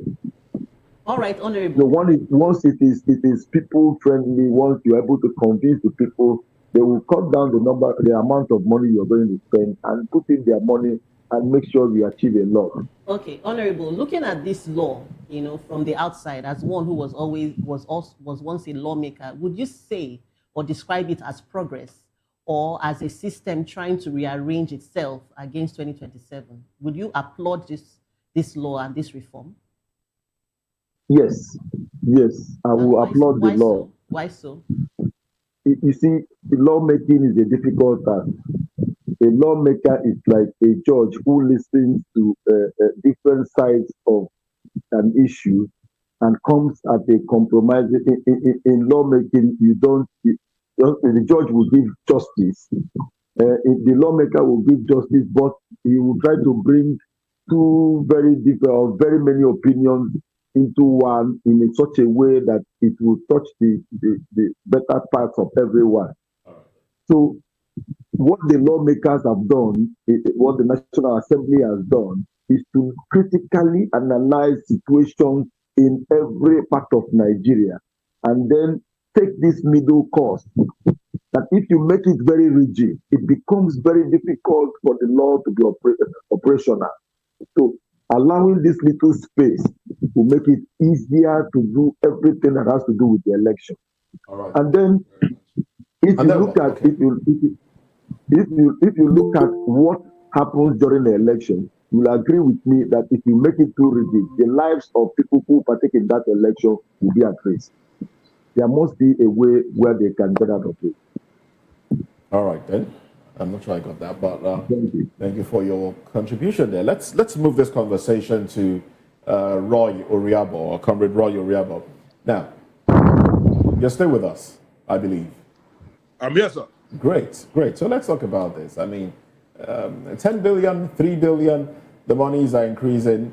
You heard Honorable Ejiofor, so it's money for the states, advertorials, printings. Of course, this will go to party agents and members of the parties.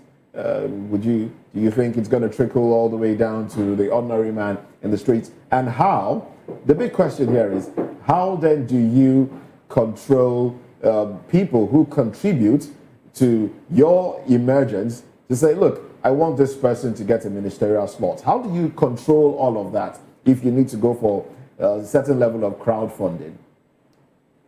Torres, thank you once again. Nigeria is an unusual place. I'll keep on telling Nigerians who get to listen. Meanwhile, we don't even have a reliable data to track the kind of money we are spending. When I heard about 10 billion, that money is grossly inadequate for any man to win president and presidency in this part of the world. That is not the truth, unless we want to deceive ourselves. 10 billion, with 10 billion, you can't win the governorship race in Nigeria. It's not possible. Do you need the money to win, or you need convincing the people to vote for you to win the election? Do we need money to convince people? For logistics. Let me tell you, in 2023 election, when I was living beneath of my village, I bought fuel at 4,000 naira. It took me and it brought me. A few months ago, when I wonder why the internet decided to take your audio off, because I would have loved to hear, how you maneuvered. Is it more expensive now to buy fuel and the rest of it? Is that why we should be talking about contesting for political office with such humongous amount? But you say it's not so much money. Let's see if. All right. So I'd love to bring this question to Prince Francis Chilaka now. Let's have your reaction to the conversation so far. Then we'll go to Oko Splendor. I think the way politicians look at this thing is different from the way we, the ordinary Nigerians, look at it. We're talking about a country where we're saying that everybody must participate in politics, and we want Nigerians involved. And you're setting a figure, and I'm asking myself, how many Nigerians today can afford 3 billion naira? Crowdfunding. You heard the honorable. You see, when you say crowdfunding, people will crowdfund you if they trust you, if they believe in you. The process has been flawed from ab initio. Isn't that even better? If you the have process, let me finish. The process is flawed. You're talking about 3 billion. The problem of Nigeria starts with the parties when you have to buy the ticket. That's where the problem starts from. That is where everybody gets eliminated. And that is where this whole thing about godfatherism cannot be thrown away. Because if I want to contest election and you're telling me to pay 50 million for the ticket, then I have to run to Chukwumokoro. Chukwumokoro will say, okay, I'll give you 12 million, but you will do this. And I put my thumbprint I run to her, I run to you. At the end of the day, what happens? You guys have become godfathers. So tell me, how will I extricate myself from you? How will we have a thriving democracy when we have such situation? So they know themselves. They know that they have accumulated so much wealth. They know they have, they reach themselves. You're not reacting to the argument that the money trickles down to the ordinary man. It doesn't get, the only money that trickles down to the ordinary man is the bribe, vote buying, that is all. How does that make the ordinary man happy? You have institutionalized poverty. And so you're now indirectly saying, okay, because the election is coming, from that 3 billion, you will use 1 billion to buy votes. And you say you're a politician, you say you're a man of integrity or integrity. and you think that is the way to go? When elections were contested in 1979 in this country, the likes of Shehu Shagari, the likes of Simon Bakwe, the likes of Jakonde, did they spend such money? Yeah, but this will give us quality. Inflation and other Forget the inflation, they give us quality leadership. The people you have today, what kind of leadership are they giving us? What kind of leadership are they giving us? The prince. They are rather buying people's votes because the Nigerians have become so poor, hungry, so you just buy them off. And then you give them pittance. And then at the end of the day, you embezzle all the money. Okay, all right, Prince. In discussing all of this, let's go to Splendor. Because Splendor was governor candidate in 2023. He will help us understand, how much he spent, how much, if he can, and how that trickled down to the ordinary citizens, and how that helped the economy of Ebonyi State. Comrade Splendor, I'm sure you have followed us, in this conversation. You have been part of it. Tell us, 3 billion naira for governorship and 10 billion naira spending cap for president. How does that help our democracy? Walk us through your experience as a governor candidate in 2023, Labour Party. Thank you so much, Mr. Okoro. Honestly speaking, the idea of raising the money from initial 5 billion for the presidency to 10 billion, and that of the governorship from 1 billion to 3 billion, tells you how insensitive this administration is. Nigerians are actually wallowing in abject poverty. Nigerians are looking for a solution. The only thing we hear is increment on campaign expenditure, which does not really. The problem we have in where somebody who is competent enough, who is with enough strategy to pull the people out from poverty to a situation where they can look back and say, yes, that we are better off. Those people are being handicapped with this humongous amount of money that is placed in politics. For me, I believe that the idea of making politics to be very expensive in Nigeria, that it does not allow the competent people to step into the shoes of governance. Comrade Splendor, so, you contested the Ebonyi State governor in 2023. Yes. At that point, the cap was 1 billion naira. Now, did you lose the election because you didn't have 1 billion naira, or that the 1 billion naira you had didn't work for you at that point? Can you help us make sense of it? Honestly speaking, you must not have 1 billion naira to become a candidate. The issue of who becomes a candidate starts from the party level, okay? When once you are able to participate, you get a nomination form, get interest form, and then participate in the party primary, and you are able to win the primary, you automatically become the candidate of the party. The party will now send your name to INEC for to be published as the candidate of the party. So you begin to prepare or begin to campaign depending on how much you have. You must not have 1 billion. But what I'm saying is that if these people who are already in power place it at 1 billion, or place it at 10 billion, So the question, they only create. the question my colleague asked. Sorry. Yes, can you hear me? Okay. Yes, we can hear you. We can hear you, but we'd like you to react to the question. Yes. I said, the main reason for the government in power to say, okay, you can spend 10 billion before you can contest for the presidency is just an avenue to muzzle up money they can use to buy up the vote again.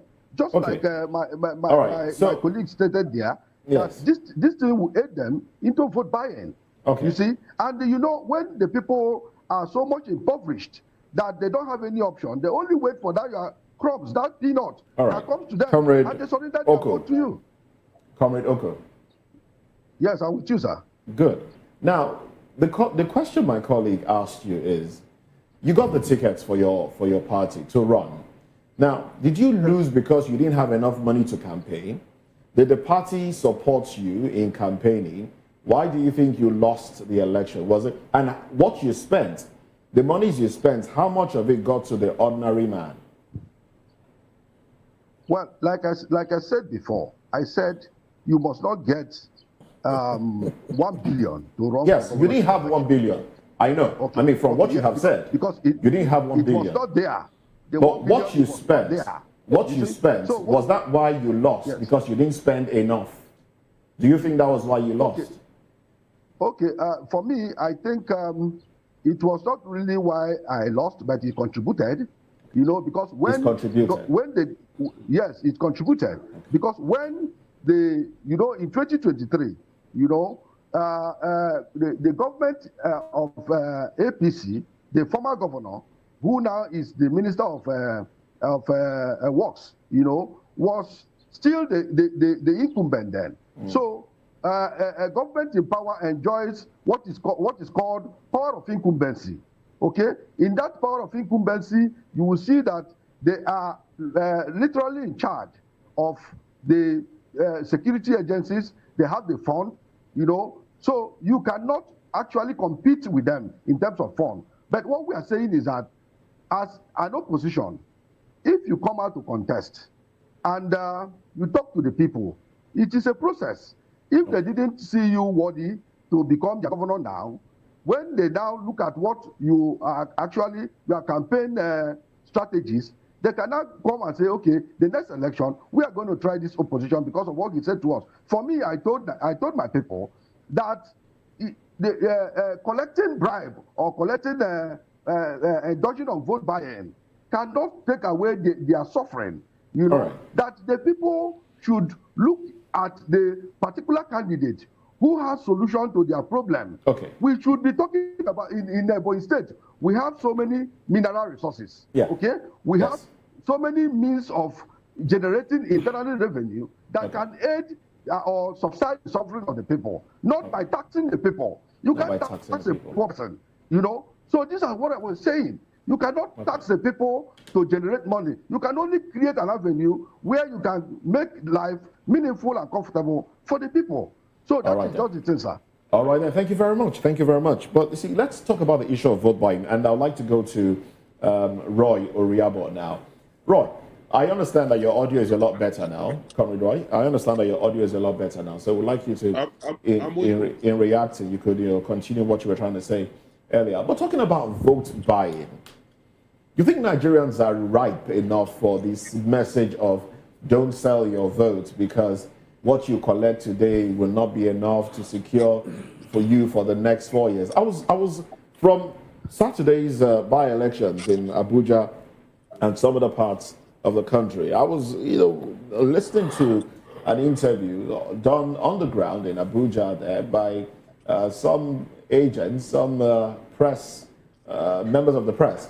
And then a lady was asked a question, why she sold her vote. I mean, she sold her vote. And she admitted to selling her vote for 30,000 naira. And they asked her why. Why did you sell your vote? She said, look, they know who will be there anyway. If I can't stand in the sun for hours and go home and not have food to eat. So whether I vote for them or not, they know who will be there.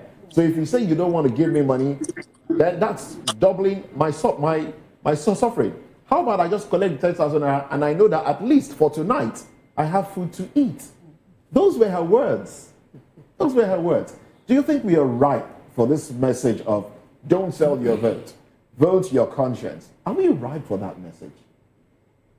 Where is the conscience in the first place? Do we have conscience in Nigeria? Those who are telling you about conscience because they are not there. We deceive ourselves in this country too much. That's my problem. We don't tell ourselves the truth because we want to criticize government. We just sit down and start cooking stories. How can 10 billion naira of a truth, can 10 billion naira win a presidential election for anybody in Nigeria? Is it the money that wins the election or the people buying into your ideology? When I mean winning an election with 10 billion, it's not the money you are going to use to buy votes. We have to look at logistics, even in publicity. If this your station tomorrow, if the election is going on, I'm very convinced that you will also be doing some advert for them. From that advert, your salary can be paid, and they can service this station very well. Are you not going to take advert from them? Are they not going to pay your money? Logistics. Are they not going to bring buses? Are they not going to buy? In any election across the globe, is it the individuals contesting election that's supposed to bankroll itself? If you have a mission across the globe, look at how Obama won an election.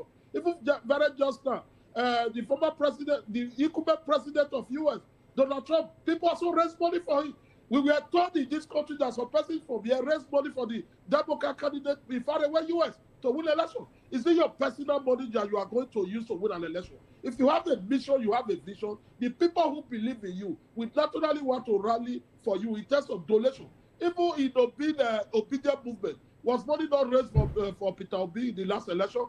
Why are we deceiving ourselves that 10 billion can win election? Because we just want to be on the other side. 774 local governments. How are you going to spend that money? How are you going to do it that you get the result? I've decided to be telling Nigerians the truth. 10 billion cannot win election. 10 billion cannot even win a governorship seat for you. One, in you telling Nigerians the truth, it's interesting that you keep saying 10 billion cannot win election, because the question on my head, the question on my mind is, do you need the money to win the election, or you need the money to campaign? Because it feels like what you're saying is the money will be needed to win the election. And I know it's the people voting for you that wins the election for you, not the money. Is one, look at the logistics. Talk about the publicity, the advert. When you consider only the logistics, you know what that means. When you consider the advert, you know what that means. People will be doing all those adverts, they have to pay for it in the process. On the day of campaign, people are going to cook. People will be providing food. Some persons are coming to support. Comrade Roy, do you know what 10 billion naira is? Let's even start from 1 billion. Do you know what 1 billion naira is? 1 billion naira is 1 billion is 1,000 million. 1 million in 1,000 places. Yes. That's 1 billion. That's 1 billion. Yes. It appears to Mr. Koro, so we're talking about 1 million in 3,000 places. Of the level of inflation in this country. I just told you in 2022. Okay, now I'm happy that you brought us to the point, level of inflation. Why shouldn't this government work to bring down that level of inflation? But they go the other way. They turn around to say, oh, let us increase the space, the gap. Which one should we prefer as Nigerians? For the government to bring down inflation, or for the government to raise the cap? Which one works better for us as a people? Said it to this program before that removal of subsidy in Nigeria was done in bad faith. And that was the reason why everything moved. I told you just in 2023, I left Benin to Lagos and I paid 4,500 in January. I just came back from Lagos and I paid 27,800. I'm not talking about it. This is the level of inflation.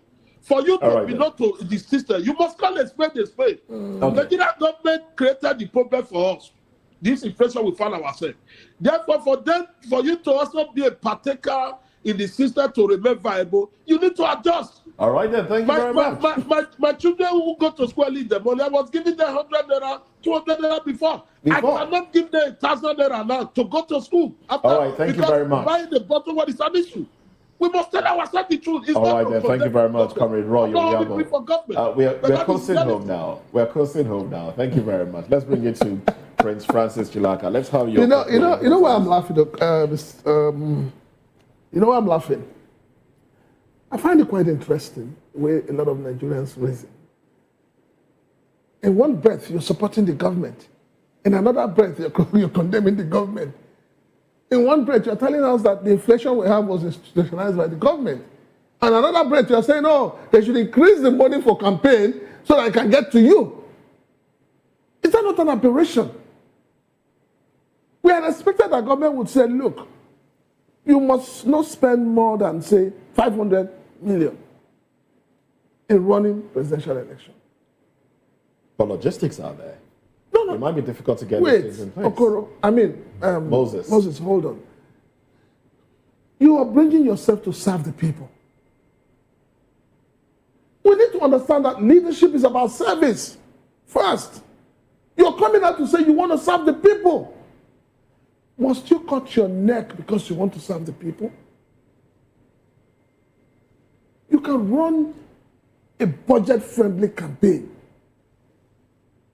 And that friendly campaign means that you reach out to the people, publicity. Somebody did say logistics. He didn't have that much money, and it contributed. It may not be the reason he lost the election, but it contributed. Can we run a budget-friendly campaign? You can. And can. Effectively. You can, if there's a legislation towards it. If there is a legislation towards it. Yes, you can. Because when you do that, you find out that you will now have a tight budget. You won't have money to begin to buy votes. This 10 billion that has been earmarked, 80% of it is going to go for vote buying. Because at the end of the day, friends are going to do T-shirts. Friends are going to mount speakers and everything for you. So it doesn't even come out of the 10 billion? It doesn't come out of it. So the 10 billion you are budgeting is how much do I give to the chiefs? How much do I give to, the boys? How much? So we need to run a campaign that is based on issues. All right, then. And when you run campaign based on issues, you won't be talking about 10 billion. Well, this is where we draw the curtains on this program. Thank you very much, Prince Francis Chilaka. You'll pay a fine, and we'll talk about that much later. And it will not be 3 billion. It will be a whole lot more than that. Well, away from, thank you very much, Prince Francis Chilaka, for coming on the program. Thank you very much, Comrade Roy Oriabo. Also, Honorable Ejafo Eguatu and Comrade Eze Okosplendor. Thank you, gentlemen, for your immense contribution. We'll be going into paper review very shortly. That's at 10 o'clock. We'll be looking at the headlines and dissecting them, making sense of all the headlines. We'd like you to stay with us as we get into newspaper review. I am Moses Humphrey. I'll see you again at 10. Bye for now. I'm Jane Ogoye. Join us at 10. I'm Chukwu Mokoro. Bye for now.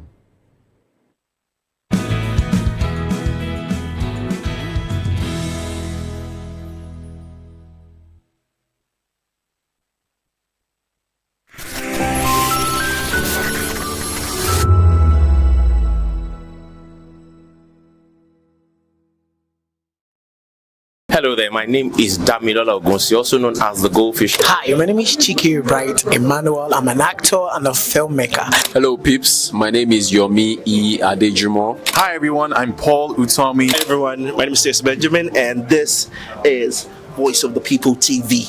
I need you to keep it locked to Vop Tv. See, are you looking for good entertainment? You want to get good movies, good music, politics, talk shows, sports and entertainment. You really want a channel that gives you everything you need without you having to run around. Vop is where you are. That's Voice of the People. If you're not listening to this, you're not one of us.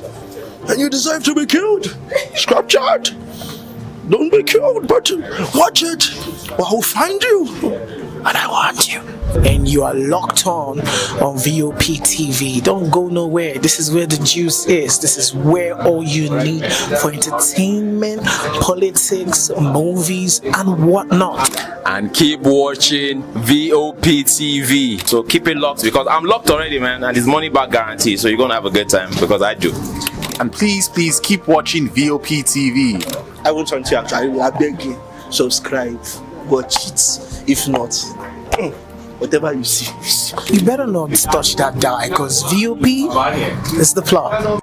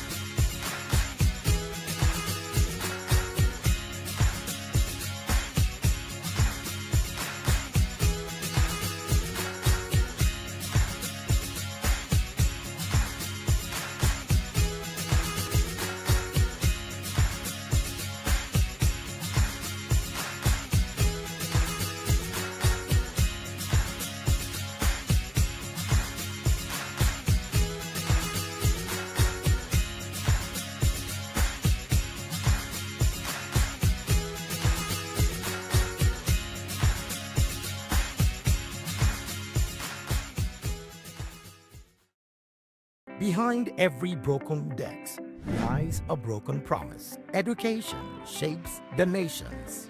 But who is asking the right questions?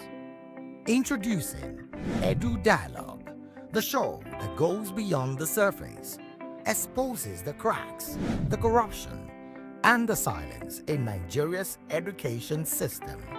Edu Dialogue, Saturdays, 3 p.m., only on Vop TV. We break the biggest stories, from missing funds to policy failures. We ask the tough questions and demand real answers. Edu Dialogue, this Saturday, 3 p.m. on Voice of the People Television. Join us as we drive into the world of politics through insightful interviews with prominent political figures, both serving and former governors, ministers, senators, legislators, party chieftains, activists, and analysts. Get first-hand information into the decision-making processes that affect our daily lives. Highly engaging one-hour program that brings political discourse into focus. I am Chukwuma Okoro. Political Lens, Monday through Friday, 6 to 7 p.m. Join us.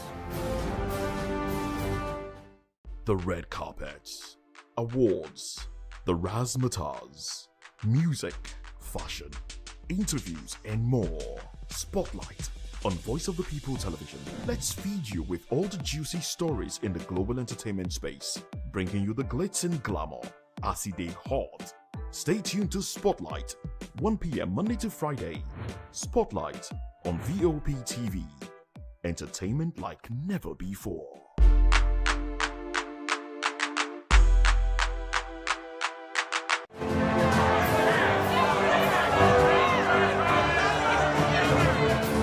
Do you want your voice to be heard?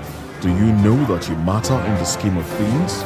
The People's Voice, the show where ordinary citizens take center stage as we discuss the biggest stories that affect you and I. With you in mind, we facilitate lively discussions, debates, and interviews on the topics that matter most to you and I, from social justice to economic empowerment, education to healthcare, governance, and more, tackling tough topics and amplifying your voice.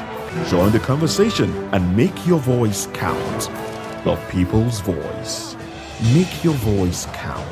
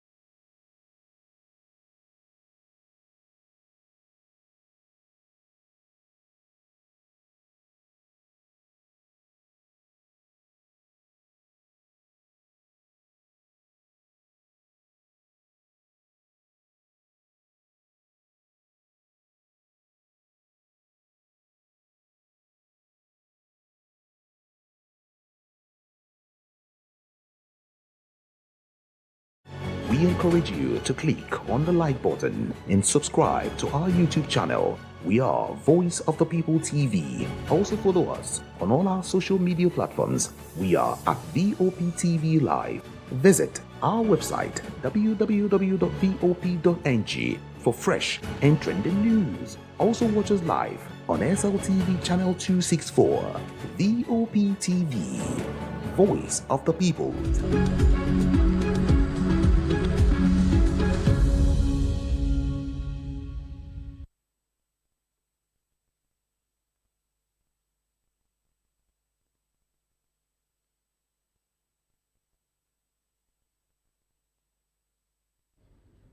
Welcome to Newspaper Review. I am Moses Humphrey. And of course, it's a full house. It's a full house.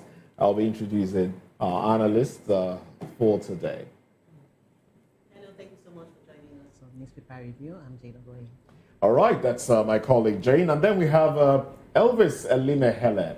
He joins the conversation. Good morning to you. Good morning, Moses. Public Affairs commentator. We have Dele Fanimo, also a reporter and a public affairs commentator. And Mr. Darlington Agumo, a legal practitioner and also a public affairs commentator. Gentlemen, welcome. Welcome to the program. It's the 24th day of February 2026, the month of love. Interesting month it is. I like love. I like love. So, yes, I like to talk I don't about despise love. You don't despise love? Yes, love makes the world go round. Yes, money makes the world go round. No, love. Love? Okay. Money, love. Well, if you want to combine love of money. Love and money goes together. Love and money. Oh, well. Tinubu vows to establish state police to curb insecurity. I am determined to rescue this country. And as long as we work together in delivering hope to our citizens, the best is yet to come. That's from the Vanguard newspaper. That's the headline there from the Vanguard. And then we have some of the headlines. I'll just go through other headlines here as well. 2027 polls. Vote buying, violence, threat to electoral legitimacy. NPC. JAM.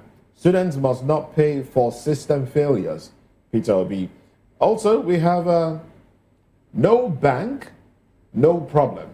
How shuffle.com. Okay, that's an advertorial.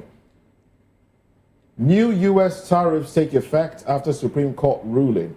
FCT polls APGA candidates accept AMAC result. Says won't challenge APC win. And yes, these are some of the headlines that you will find inside, on the cover page and inside the Vanguard newspaper.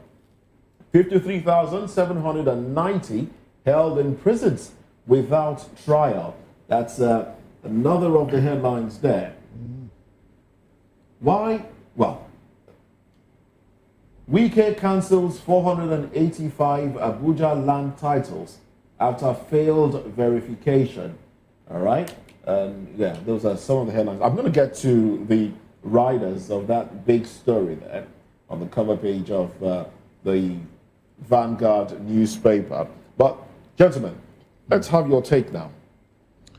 I want to go with this establishment of state police. The caption is not too comfortable for me. I don't like the idea of the president saying, I will give you state police. The ones he did, has he settled it? When he started the local government financial autonomy, has he settled that before going into another one? These are federal issues. It's not a personal matter. You cannot establish state police on your own. You can't. It's a constitutional matter. So when he make all this sweeping statement, he don't even think of the implication. Until when the chiefs are done, he will not realize that he made a blunder. The state, local government autonomy, has he settled it? Is it working? Is it functioning? The answer is capital no, because the constitution has not been tinkered with. And so you are talking of state police. How will you even curb the insecurity? If the federal police, as we have them today, cannot, why not even look at the real issues? The real issues are the politicians.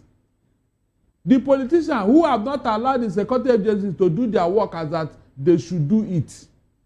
They are the ones who are supposed to give them the marching order. And so, when you talk of state police, how can you curb the insecurity? Can you pay them? Is it every state in this country today that can have state police? Where will the money come from? These are issues that you should have thought of before bringing another problem into our life. I think when the president says I will is talking about his government. The head of this government as we speak today is President Bola Ahmed Tinubu.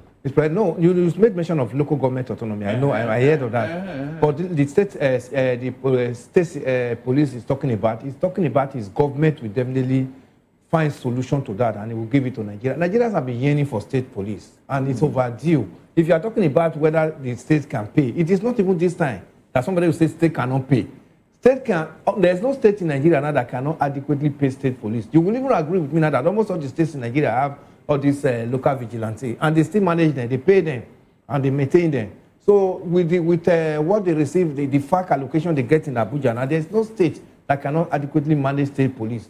And we have just, by this 2026 now with this executive order that he just signed, NNPC payment directly into federal account. Now that is also coming to show up. Which is illegal. No, we are not talking about whether legal or illegal here, but we are talking about the statement he made now that is going to give us state police. So, question of whether the state will be able to finance state police does not even arise at all. If the governors cut down in their profligacy lifestyle that they have in their respective state houses, they'll be able to finance state police. All the governors you see in Nigeria, they have security budget, which you and I is not aware of the amount of money. If they channel that into state police will work. And to talk of whether state police will be able to help to assist to fight insecurity, state police will be able to assist. Because we are talking about police state citizens being recruited into these state police who know the terrain of their states better off. I remember some years in 1987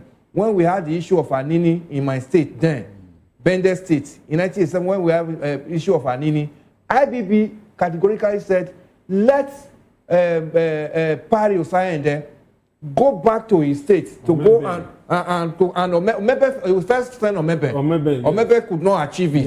Yes, his driver was killed in the process. So he now said Pari, even in one of the Supreme Military Council's meetings, he said, where is Anini? Where is Anini? He said, where is Anini? He was asking the IG. He said, where is Anini?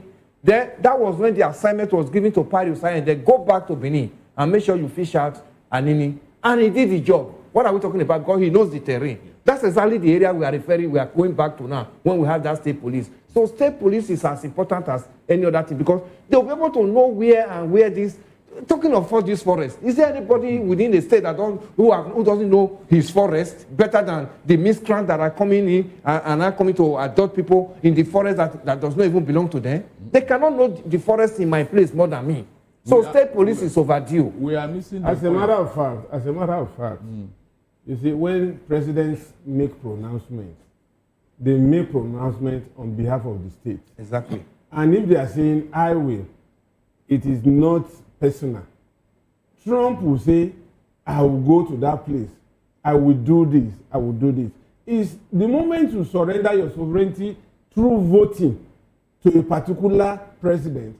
That president is the overall boss of that country. And he can make pronouncements that way. Two, either we like it or not, there is no better option than state police. Even the states, as we speak, they are the ones partially funding the federal police. In Lagos, for instance, there is this trust fund, security over the years. And it's been working well. Since this man that succeeded Tinubu, Fashola, they have been paying, banks were paying, and they use this proceeds to buy ammunition, buy platoon jackets, buy vehicles, and all that. Communication gadgets. If they can do that, even while assisting the federal police, and there is no state in this country that does not do this. At all. There is no state. So the fact that we are saying that we cannot fund state police, I think it's out of it. We can adequately sponsor and look at ISBA. Kano. What I said, I've been sponsoring ISBA, and they have the medical strength that requires. As a matter of fact, if there is state police today in Nigeria, all they need to do is to transform ISBA to state police. Yes. And if there is going to be any state police today in Nigeria, we have neighborhood watch. Yes, neighborhood watch. If Amotekun can transform police, because most of these people are indigenous of that state and they know the terrain. As a matter of fact, Amotekun today does more of forest guard than the city center. If you see one Amatekun on the street in the state capital or major town, you will see 10 of them in the forest. So what we are saying is there is no way a DPO that does not know Lagos will come to Makinde and begin to operate adequately, effectively in Makinde police station. But bring somebody who grew up in Oshodi, Mafoluku, as DPO of Makinde. The first day he gets there, he already knows the bad boys in Makinde around the Mafoluku area. So he would rather call them and say, look, I have come, or you cannot come and destroy my job. It's either you relocate or you have me to contend with. And it will work that way. Yeah, in so many other places, we have seen it work. You recall that there was a time one particular IG said DPOs should be drafted to their local government of origin. Yes. It worked. It did. It worked. Now, what I'm saying in essence is that you cannot form state police in the midst of this insecurity and expect them to perform. Let the federal government, with all the paraphernalia of office, with all the power they have, clear this insecurity that have invaded Nigeria. They came from outside. The chief of army staff have told us that these people are from outside. And so it behoves on the federal government to clear these things first. They have the power. They have all it takes to clear these people. Let them give, the political will is what is needed here. You cannot solve this problem with state police. It can never happen. After all, when they formed that for Amoteku, they told us that with it nothing. But today, with Amoteku in Ondo and other, they are still hitting them there. All right. They are still hitting them in Ondo with Amoteku. Even in Ibadan, some people are crying that Tinubu have led them to die in the southwest. They are rooting to him. So what exactly are we talking about here? Do the needful. The military are the ones to do this job. Or are you going to form a state army? Hold on. Are you going to form state army with the terrorists? The federal government is what I'm calling upon to do this job. After all, they know what to do, but they refuse to do it. They are calling police. Which police? What times are you going to give this police? Clear them away, then you can form state police. This terrorism that have been tribalized and politicized, is that what the state police are going to do for you? No, tell me. Let us call a spade here. You can't put this insecurity and expect them to perform. It can never happen. It can't. That's what I'm saying. Let them do the needful. Right, let's move on to another headline now. Behind bars for years, 53,790 held in prisons without trial. That's also on the cover page of the Vanguard there. It says, how 53,790 inmates languish in punitive cells for years without conviction. 2 out of 3 inmates are waiting trial. Lagos, Ogun, Kano, Enugu prisons lead with 15,133.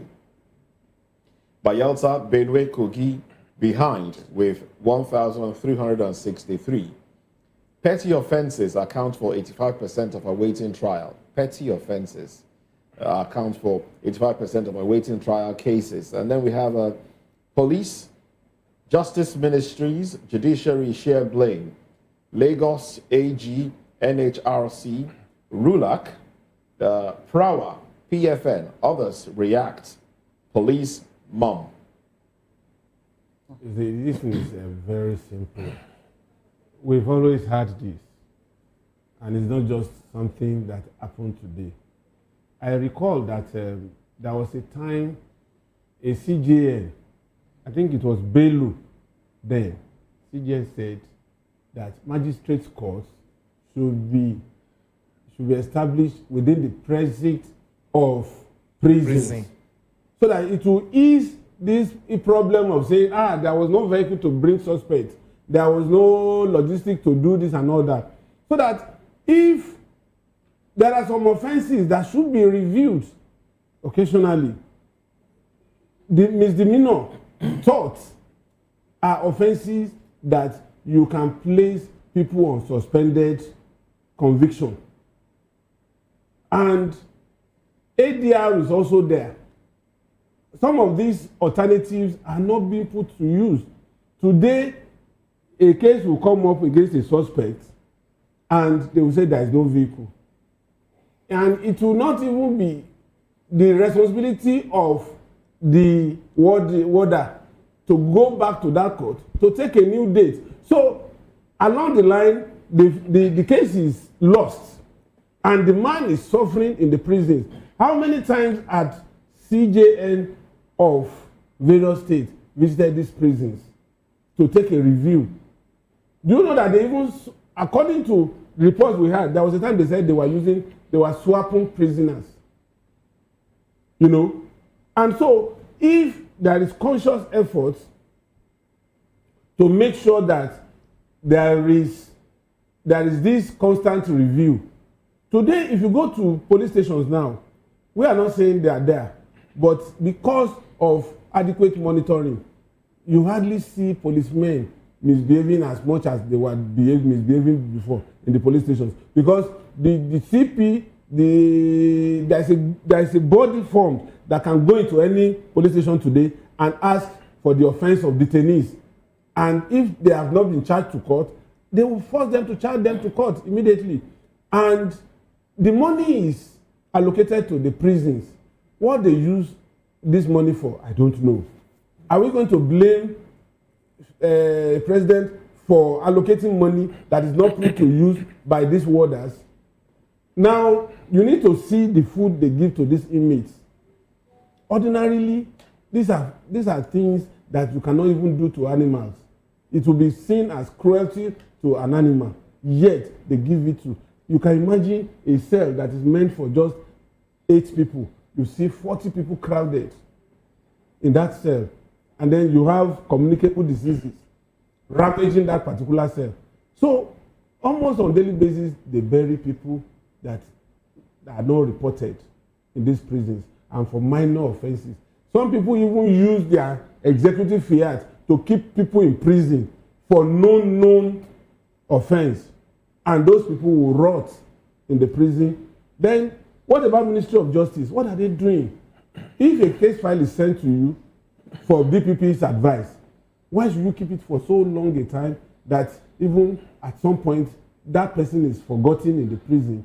You see people coming out of prison after 12 years for an offense. If they were convicted, it wouldn't have served up to 12 years, maybe at best, maybe 2 years in prison. Now that person has spent 12 years. Who pays compensation for a wasted 10-year life of a human being like you? Nobody. Because for every infraction, there is no punishment. And that's why it goes on and on and on and on. And nobody cares because it's not the big man. So my submission today, my conclusion on this is that it is a sin to become, to be a Mr. Nobody in this country. I think I love this this investigation that Vanguard did on this matter. Because they are close to Kirikiri. Well, that is part of it. That could be part of it. You see, when the name was changed from prison to correctional center, I thought some of these things would have been put in place. It's not just coming to change name and change the signpost that matters. What it matters is the people that are supposed to rehabilitate, are they actually feeling the impact of this change of name? This is absolutely no. Talking about 53,000. Do you know what that means? That's almost like a local government population that you are talking that they are in the prison, you know, and said 80-something% of them are waiting trial. What now makes every 3 2-hour waiting trial? What now makes it that our court system is not working as expected? This is the issue. Sometimes you see a case that will now linger for 12 years, 14 years, 15 years. Some of them are even, they tell you, oh, this was supposed to be just ordinary civil case. Maybe somebody just assault, fighting on the street, you know, or one big man that has money will just put in there. Why is it that the justice system is not actually looking into this? I expected that since they changed that name to correctional center, some of these things would have been taken care of. Then human rights should also make it, point to visit prison often. When I was a copper, I was a member of the prison visitation team from my fellowship. What I saw then in Uyo prison is something that when I still remember today, I feel like crying. The dilapidating situation in Uyo prison. Then, these prisoners will bring out their beds every week, put fire on it to burn bed bugs. Wow. They put fire on their bed to burn bed bugs before they now return it. If you see the food prisoners eat, oh my God, I weep. The first time I went for that fellowship visitation to prison, I couldn't stay.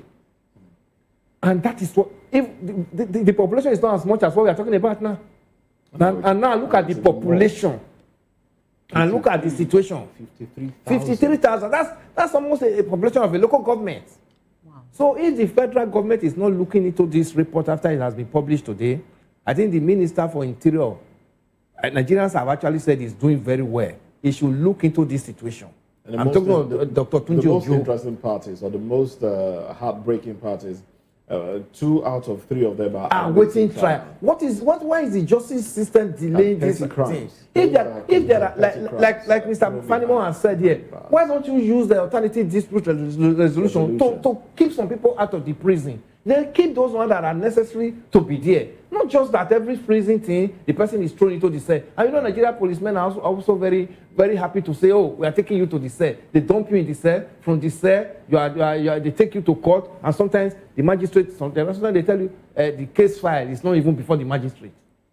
You see, there is a problem here that is behoves on the society to address. I have always said it that it is the society that prepares the crime. The criminal just commits it. The society led the criminal to his criminal lifestyle, and they will turn around and blame him. If you said you have a place where you correct people, and you are just taking them there to go and learn all the bad things on earth. So what is the correction? You can see how we contradict ourselves. In such an environment now, how can you correct anybody there? How can you? The criminal justice system starts with the police at the police station. It is what they take to the court that the judge will be looking at, or the magistrates. If you do not train police on how to manage cases, what is he going to do in the court? I have seen cases where the judge and the magistrate are telling the police, this charge shouldn't be here. What is the reason for bringing this charge here? You start educating them again. A police officer, the IPO, the prosecutor. These are issues. So when you don't take care of this from the grassroots, please, what are you going to do at the top? And so when the police is frustrated, they don't go and dump the person in the prison and hands off the case. 90% of the time, that's what they do. They don't put up a charge. When they go there, they remind the person, and that's all. The man will say, yes, at least he will be free from the case. So we don't have investigative police officers who just do diligence whenever a case is lands off. If you go and see Barrister, yes. I want to disagree with you there. In what way? Where are you disagreeing? I don't agree that the issue is that we don't have investigative officers. Oh, I don't think we don't. I hear that Nigerian. Well, I have been in a police station. You have been. I have been to a couple of times. But what I'm trying to say, is the system is corrupt. So even the so-called, specialized officers can't even do their job. And this charge and bail thing, this prison, dumping people into the cell is a very quick business deal for the Nigerian police. So that's where they make a lot of their money. Yeah, you don't contradict yourself. Okay. You said they don't do their job. Yeah. And then it's a big business for them.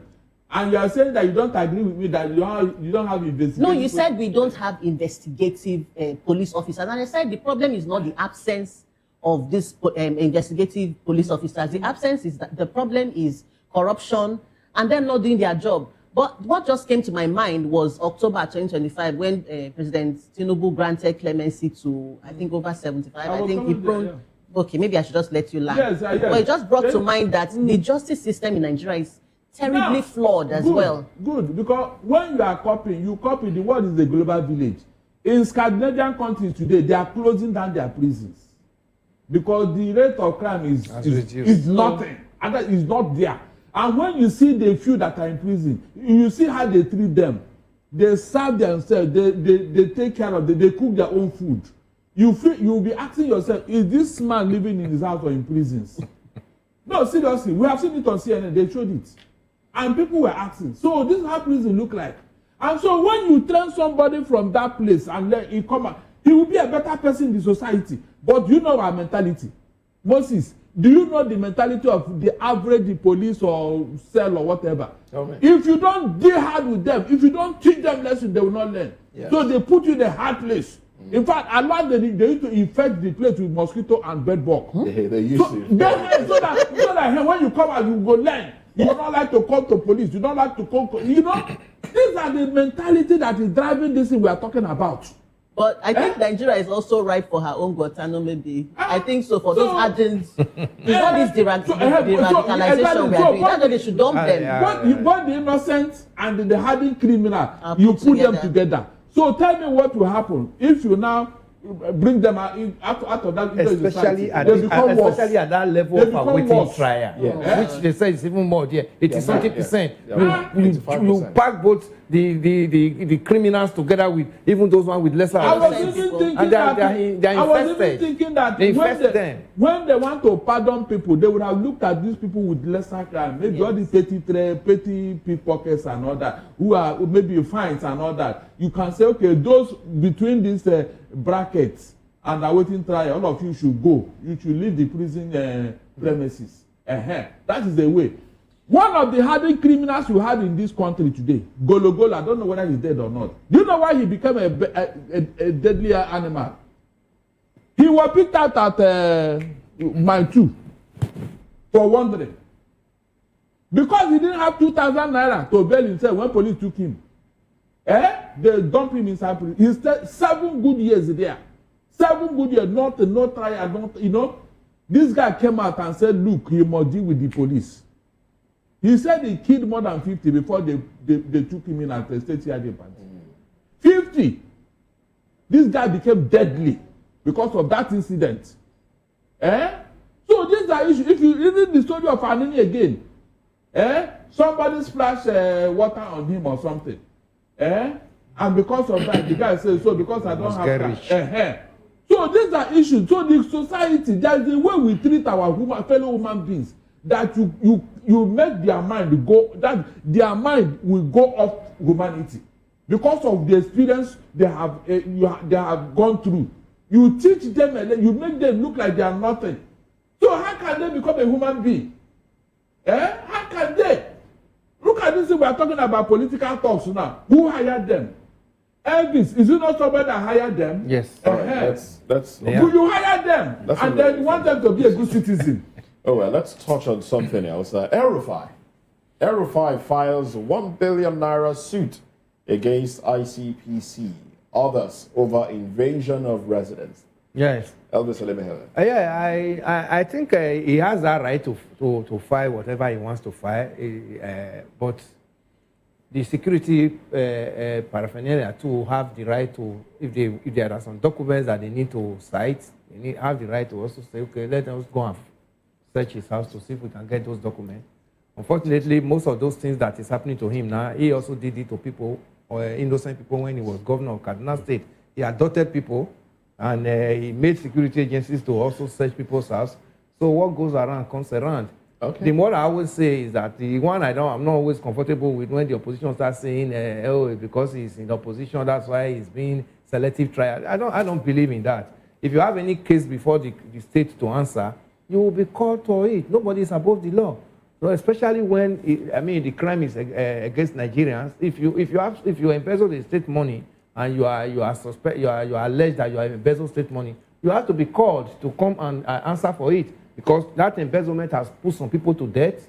It has brought some people, taken some people out of school. Some people have died as a result of insecurity, money made for it. So there are so many things that are laced with when there is an embezzlement or corruption in whatever form, whether it's state or in the federal. So anybody that is fingered in such circumstances must face the law. So whether he's ICPC is not a small organization. They should be able to also appear in court and defend themselves as expected. But nobody should. I don't think this thing on political ground or oh, it's an opposition leader, that's why a member of the opposition, that's why no. If you dip your hands in the cooking jar and the system, the law of the state catches you and they feel that you need to be tried, you should be tried appropriately as expected. All right, then. Thank you very much. As a matter of fact, for me, I think Rufai is deluding himself, because that you held power yesterday does not make you a power holder today. Like Elvis said, what goes around comes around. There was a time this man, without any court process, would demolish people's house. Yes. There was a time he would take people's house and give it to, and sell it to another person. At the time when he was FCT minister, I intervened in one case that I had to deal back to back with the reports before that woman could get, a widow could get her house back. A widow retiree, you know. So today, maybe he felt deluded that Nigerians will rise against government over his travel. Yes. Is it Southern Kaduna people that will come and say they want to defend El-Rufai for what he did to them? The same Kaduna that was a bedlam, that was akin to that of a plateau as we witnessed today. The same Kaduna, Sani Uba got there and he stabilized the state. So what are we talking about? He also confessed that he was paying bandits. To give semblance of peace in Kaduna, whereas it was also rumored that he was part of the people that brought in these elements just to railroad Jonathan out of government. You know, so it's a question of what goes around comes around. And over this matter of because I'm in opposition, that's why they are haunting me. The question is, Buba Galadima was a very close friend to Buhari before Buhari got into government. They fell apart. Buhari appointed his daughter into his government, but he never stopped. Nobody arrested him up to today. Peter Obi, that is one of the traducers of this government, nobody has arrested Peter Obi for any malfeasance in Anambra or elsewhere. Nobody has arrested him for not paying taxes over his businesses in Nigeria. Then what are we going to say about El-Rufai? El-Rufai has steered the hornet's nest. Then let him carry the brunt. Nobody should even, as far as I'm concerned, I don't have pity for him. That's the truth. All right, then let's move on to another headline. All right. Barrister Agwema, I'm sure you like this one. The Daily Independent leads with 2027 election. Opposition parties consider collaboration to battle APC. Did they what? Daily what? Daily Independent. Opposition parties. Elections. That is what I've been saying since last year. Well, let's look at the parties. I said yesterday. Before you respond, let's look at the parties here. The PDP, People's Democratic Party, PDP, Labour Party, Action Democratic Party, ADP, and Action Alliance. They have indicated readiness to collaborate. Go PDP, on, please. ADP. Thank God. As if these people on the paper had me yesterday. In my show yesterday on the radio, I said that the opposition are not doing enough. They should have come together. Do you think any collaboration that involves the PDP will sail through? Why not? After they have a local government chairman in Abuja now, they got after they came on camera to chant PDAPC.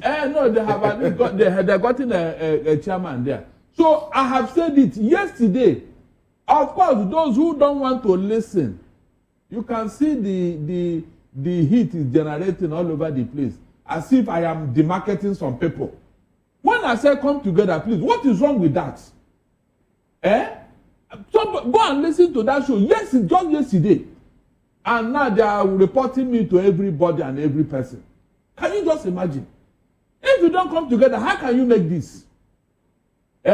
Just yesterday's show. And they are reporting even to the chairman. They are telling the chairman, what did I say wrong? Did I say don't contest this election? I only said come together, plan strategically. Is that a bad advice? Barrister, earlier in the show, on the show this morning, we also talked about the election reforms that has pegged presidential elections at 10 10 billion, right? Yes. 10 billion. What's your take on that one? That money is groundnut money compared to what is going on now. Is it the groundwork? Is it the money for those you are going to see? Is it the money for mobilization or what? That money, you know very well that money is on paper. In reality, they spend way more than Who that. is monitoring?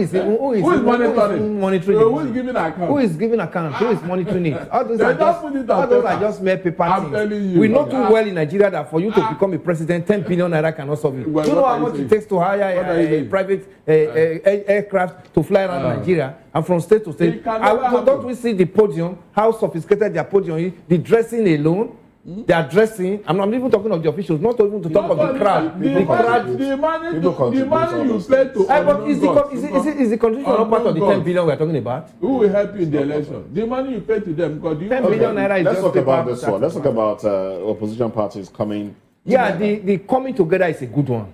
If they can The actually, party stated here. Do you think they can actually work? yeah, if they, that's where I was going, Moses. If really they can come together and say, okay, this is the time for us to actually, there has to be some sacrifice. It must not be that it will favor whatever you need as a PDP or whatever I need as a AA or whatever. You understand? But if you know you have a common goal, this is to fight APC. Come together. Which PDP? Which PDP? Yes. The PDP that just won a local government election in Abuja. Wike PDP. Whichever. Whichever one. Whichever one. Will it not even be too good if it's Wike PDP that is joining together with others to form the coalition to remove APC? It will even be a good one. That will even become a history. So whichever one. If the coalition they should share this toga. If the coalition become too big, they will swallow Wike and his faction. They will swallow him. Absolutely. It can be buried. Okay. It can be buried. Telephonimo, let's get your contribution. You see, there is this analogy of how they catch monkeys in the Caribbean countries. What they do is they get a gorge, the entrance to the gorge is narrow. They perforate it and put banana inside. When the monkey is dipping its hand, it goes straight. But when you get hold of that banana, it becomes a clenched fist. You cannot pull it out.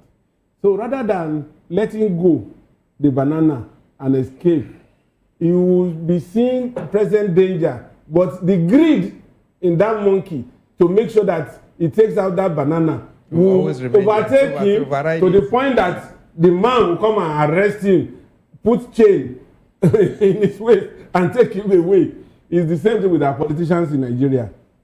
You see, who are these opposition people that they can let go? They will not let go. Everybody wants to be on the driver's seat. And when you want to become the driver, the other person wants to become the driver, then it becomes a bedlam. That is why it is very, very difficult, if not impossible.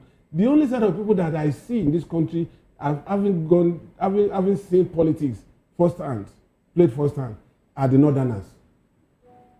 The Northerner, if there are 3-4 people contesting for an election, the elders, the emirs will sit them down and say, look, you are still a young man. You have your day later on. Please, allow your elder brother to go. And then the elder brother, they will extract commitment from the elder brother and say, now that you are going, you cannot forget your junior brother. So these are the things. Okay, give him 5 commissioners, give him 2 board chairmen, give him board membership and all that. So they will settle themselves. But here in the South, it is some zero politics. Wow. And that is why coalition cannot work. Because majority of these people that are driving this coalition thing are Southerners. Yeah. And the Northerners amongst them only wait for them to kill themselves and then come around to pick the spoil. And that's what usually happens. All right. Look at what happened in 2022. Atiku waited and allowed the Southerners to make sure that they edge themselves out, and he came back to pick the ticket. That's what's going to happen now. This year, you'll see it play out. Because anything that is driven by greed would always fail. And our politicians are too greedy. They want sub-zero victory. And it's not going to work. All right. So while we are still hoping that opposition would galvanize... Well, let's hope. Well, I still hoping. It's hope. The APC, according to the Daily Independent, the APC has unveiled an institute to shape Nigeria's political direction. The former an institute, Abi? Yes. That was a democratic institute established by Nigeria's Babangida. direction. Yeah. And it's still functioning. So why duplicate that? The point is, you see, if a thief says, let me secure your house for you, and you contract that thief to secure your house, be sure that by the time you wake up the following morning, you may be on the bare floor. You would have carted away even your bed. It might be the reverse. It might be the reverse. He might want to scare off other his friends. When they know that it's their brother, that is their friend that is there, they may not come. You see, all these institutes, actually, if they come up with a good intention towards it, it's supposed to have drive democracy to a level that everybody will begin to understand what democracy actually means and bring maturity and civilization into it. But unfortunately, the people who are even instituting the institute are people of questionable character. Has APC actually fared well in Nigeria democracy? That's the analogy For them to actually say they are not giving Nigeria institute, they have not fared well. An average Nigerian on the street today will tell you APC institute, they will not attend it when it comes to democracy. They will never attend it. They don't allow people to protest. They don't even allow people to criticize them. They don't everything about one party. Everybody is not joining their party because they are the best. They feel they are the best. So what characteristics of democracy have they actually put in place that will now attract people to say we want to attend an institute, a democratic institute set up by APC? It is not there. Very hostile to electorate. By the time people queue up in a polling booth, they go there and say leave the booth because you are not voting for us. Is that democratic? No. That's not democratic. No. So many things that is wrong with APC. So they are not the one to give Nigeria institute of democracy. Nigeria knows the democratic institute they will attend when the time comes. It is APC's turn. Now, there is something they said. There was a time PDP was also dealing with Nigerians. But APC will pass. It's not as difficult as this. PDP never went to the queue to start driving people, passing people they feel they will not vote for them away from the polling booths and say, don't go and don't vote. PDP do that. Did they have to? PDP never did that. That is even the one. That is even that's the biggest. PDP had talk, but they never went to the queue to go and start driving voters out. That's the one of the biggest things that will bring problem in 2027 general election. A repetition of what we saw in 2023 election in Lagos, especially gubernatorial election when people were being chased out of the queue. We saw it even in presidential election when people were being beaten. Was it only in Lagos? I mean, no, it was not only in Lagos. You were only privy to what happened in Lagos because I was an observer. Yes. I was an observer. So I was in Ondo and Ekiti. It also happened. So if that repeats itself, that's the problem. It is only when it doesn't favor you to getting what you want that you complain. Look, there is something I want to say here. I don't like the idea of us going back. We are thinking of moving forward. Moses, what is wrong if somebody come and say, I don't want this type of attitude in our election? Yeah. Jonathan said he doesn't want the blood of one Nigerian for his election. And he kept to it. So, if it happen here, is that what we want to eat? Let somebody say, we don't want this thing. I fought for democracy. I know what it means. And this is what I want to do. Please, will it not be to his credit when he leaves office? This electoral reform now, we are giving it to Yaradua. He was the one that started it after he looked at how he came into office. Is that not true? We are giving it to him. That's what we are talking about. That's what we call a leader. Don't think of yourself. Think of tomorrow. All this things that they are creating now, tomorrow now, we'll start blaming the person that will meet it. But who started it? Nobody wants to talk about it. That's what I'm saying here. Look, they say necessity is the mother of invention. Now that the opposition have realized that they have a common enemy, it is now left for them to think twice. All this ego, I said it yesterday on my show. Let people drop their ego if they want to go far in this battle. All right, and there are two other headlines I'd like us to react to, but we are out of time. But let me just take one. 6.2 trillion naira debt. Genco's warn of power sector collapse. That's one. And then sit at home. Anambra government shuts auto spare parts market. All right. So you might just react to whichever one you think tickles your fancy. You see, this Genco thing, when federal government went into it to audit, they discovered that out of this 6 trillion, only 2.8 were verifiable.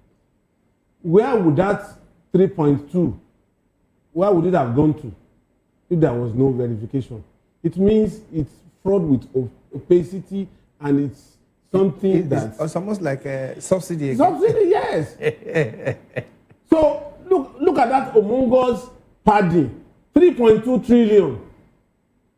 And 3.2 trillion, you know what 3.2 trillion can do, and just a subsector, generating sector of power that is just a subsector of the economy. People are padding. Is it government that is padding that? Is it not individuals? Is it not corporate organizations? Now, 3.2 trillion. I mean, what does it tell us? That everywhere is a landscape, a cesspit of corruption.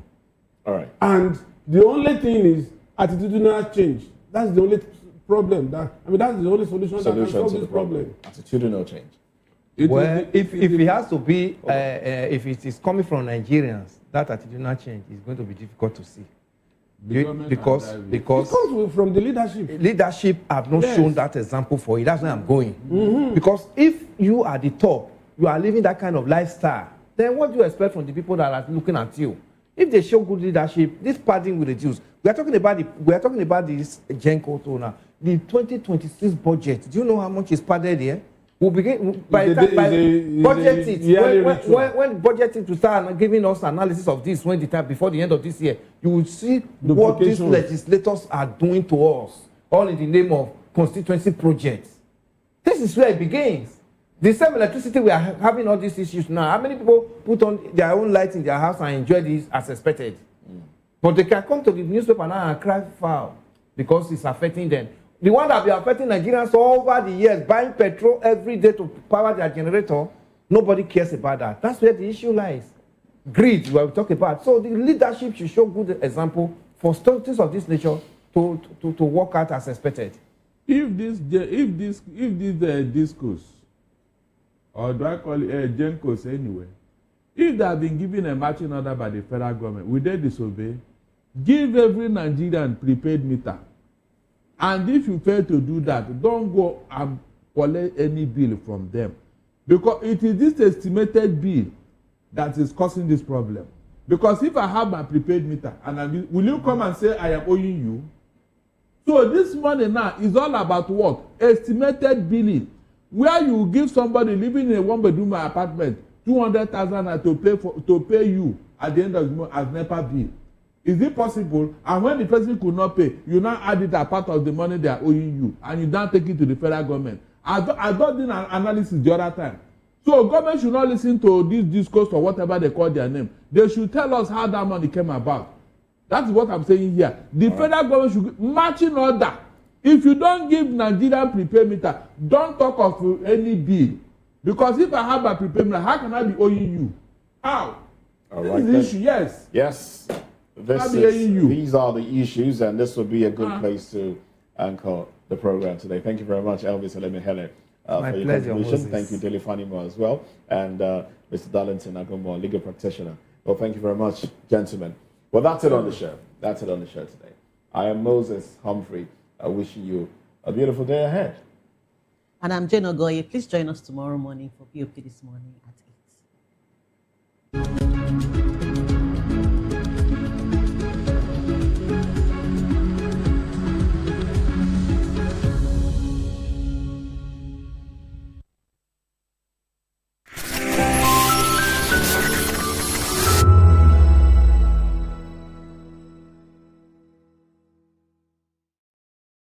Behind every broken desk lies a broken promise. Education shapes the nations, but who is asking the right questions?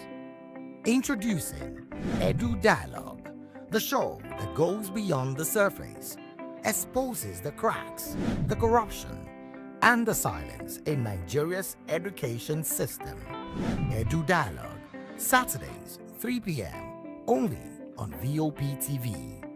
We break the biggest stories, from missing funds to policy failures. We ask the tough questions and demand real answers. Edu Dialogue, this Saturday, 3 p.m. on Voice of the People Television. Join us as we drive into the world of politics through insightful interviews with prominent political figures, both serving and former governors, ministers, senators, legislators, party chieftains, activists, and analysts. Get first-hand information into the decision-making processes that affect our daily lives. Highly engaging one-hour program that brings political discourse into focus. I am Chukwuma Okoro. Political Lens, Monday through Friday, 6 to 7 p.m. Join us.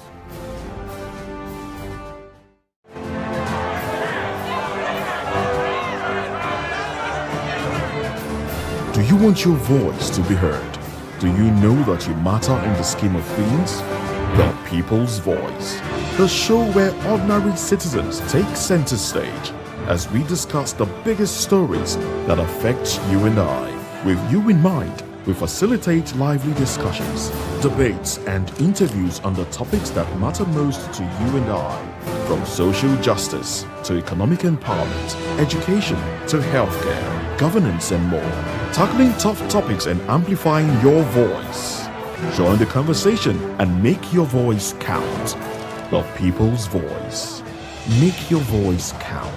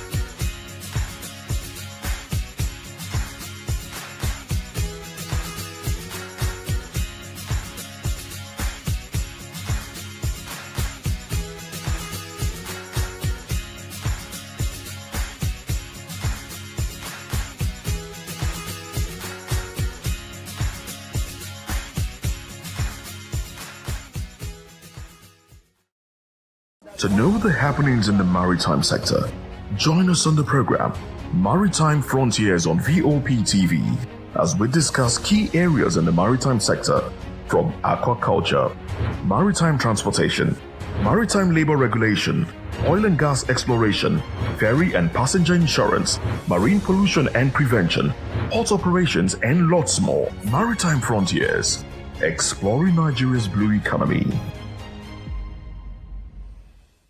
We encourage you to click on the like button and subscribe to our YouTube channel. We are Voice of the People TV. Also follow us on all our social media platforms. We are at VOP TV Live. Visit our website www.vop.ng for fresh and trending news. Also watch us live on SLTV channel 264. VOP TV, Voice of the People Television.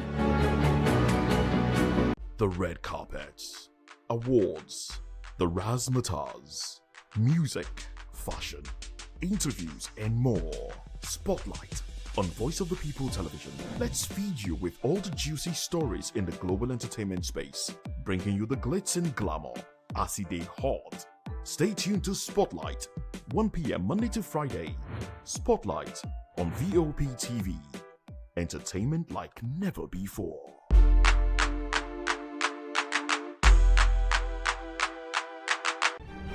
In a world where power shifts with every headlines, news breaks and events happens, we bring you unbiased and explicit information on politics, economy, and state of the nation.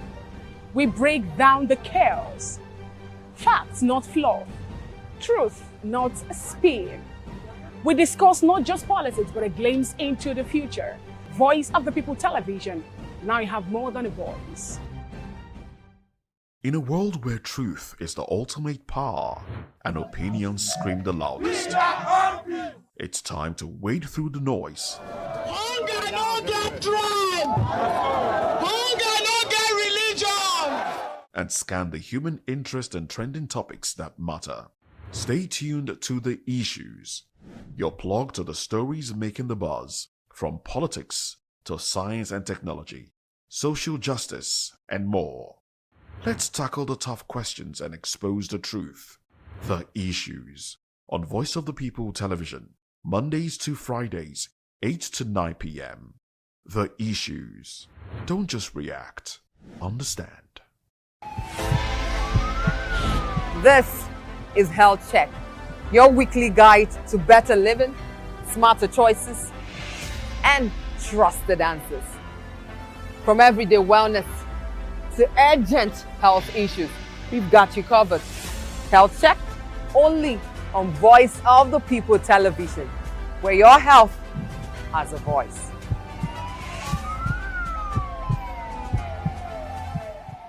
This is African News on Voice of the People Television, where we don't just bring you the news, we bring you Africa's heartbeats, the policies that shapes our world, and the economy that determines our future.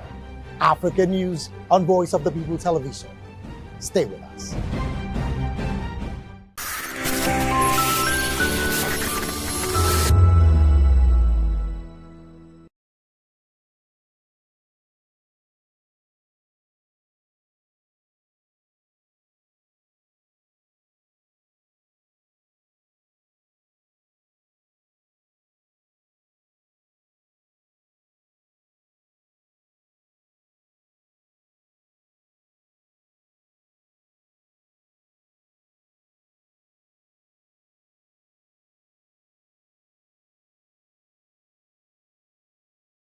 Conversations shaping the future of learning in Nigeria and beyond.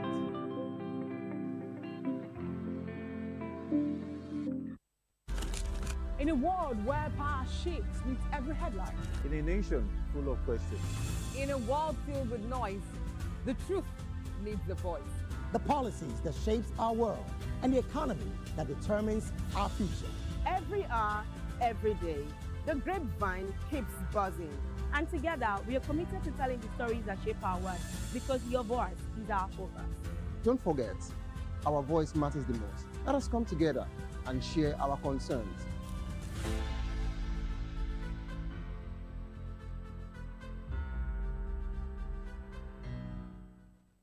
Welcome to the locker room, the home of football talk that matters. I am Jerry Arpehon. Join us every weekday, Monday to Friday at 5 p.m. Nigerian time, as we share the hot takes and hot debates in the exciting world of football. And joining me are the usual suspects, Ikechukwu and Mayowa, as we break down all the hot takes and everything that's happening in the football. Don't just watch football, live it with us. Catch us on the locker room and Voice of the People television at 5 p.m. Nigerian time. And like I always say, if not 20 minutes off, please sport. Are you ready for the extraordinary? Something big is happening on your screen. Introducing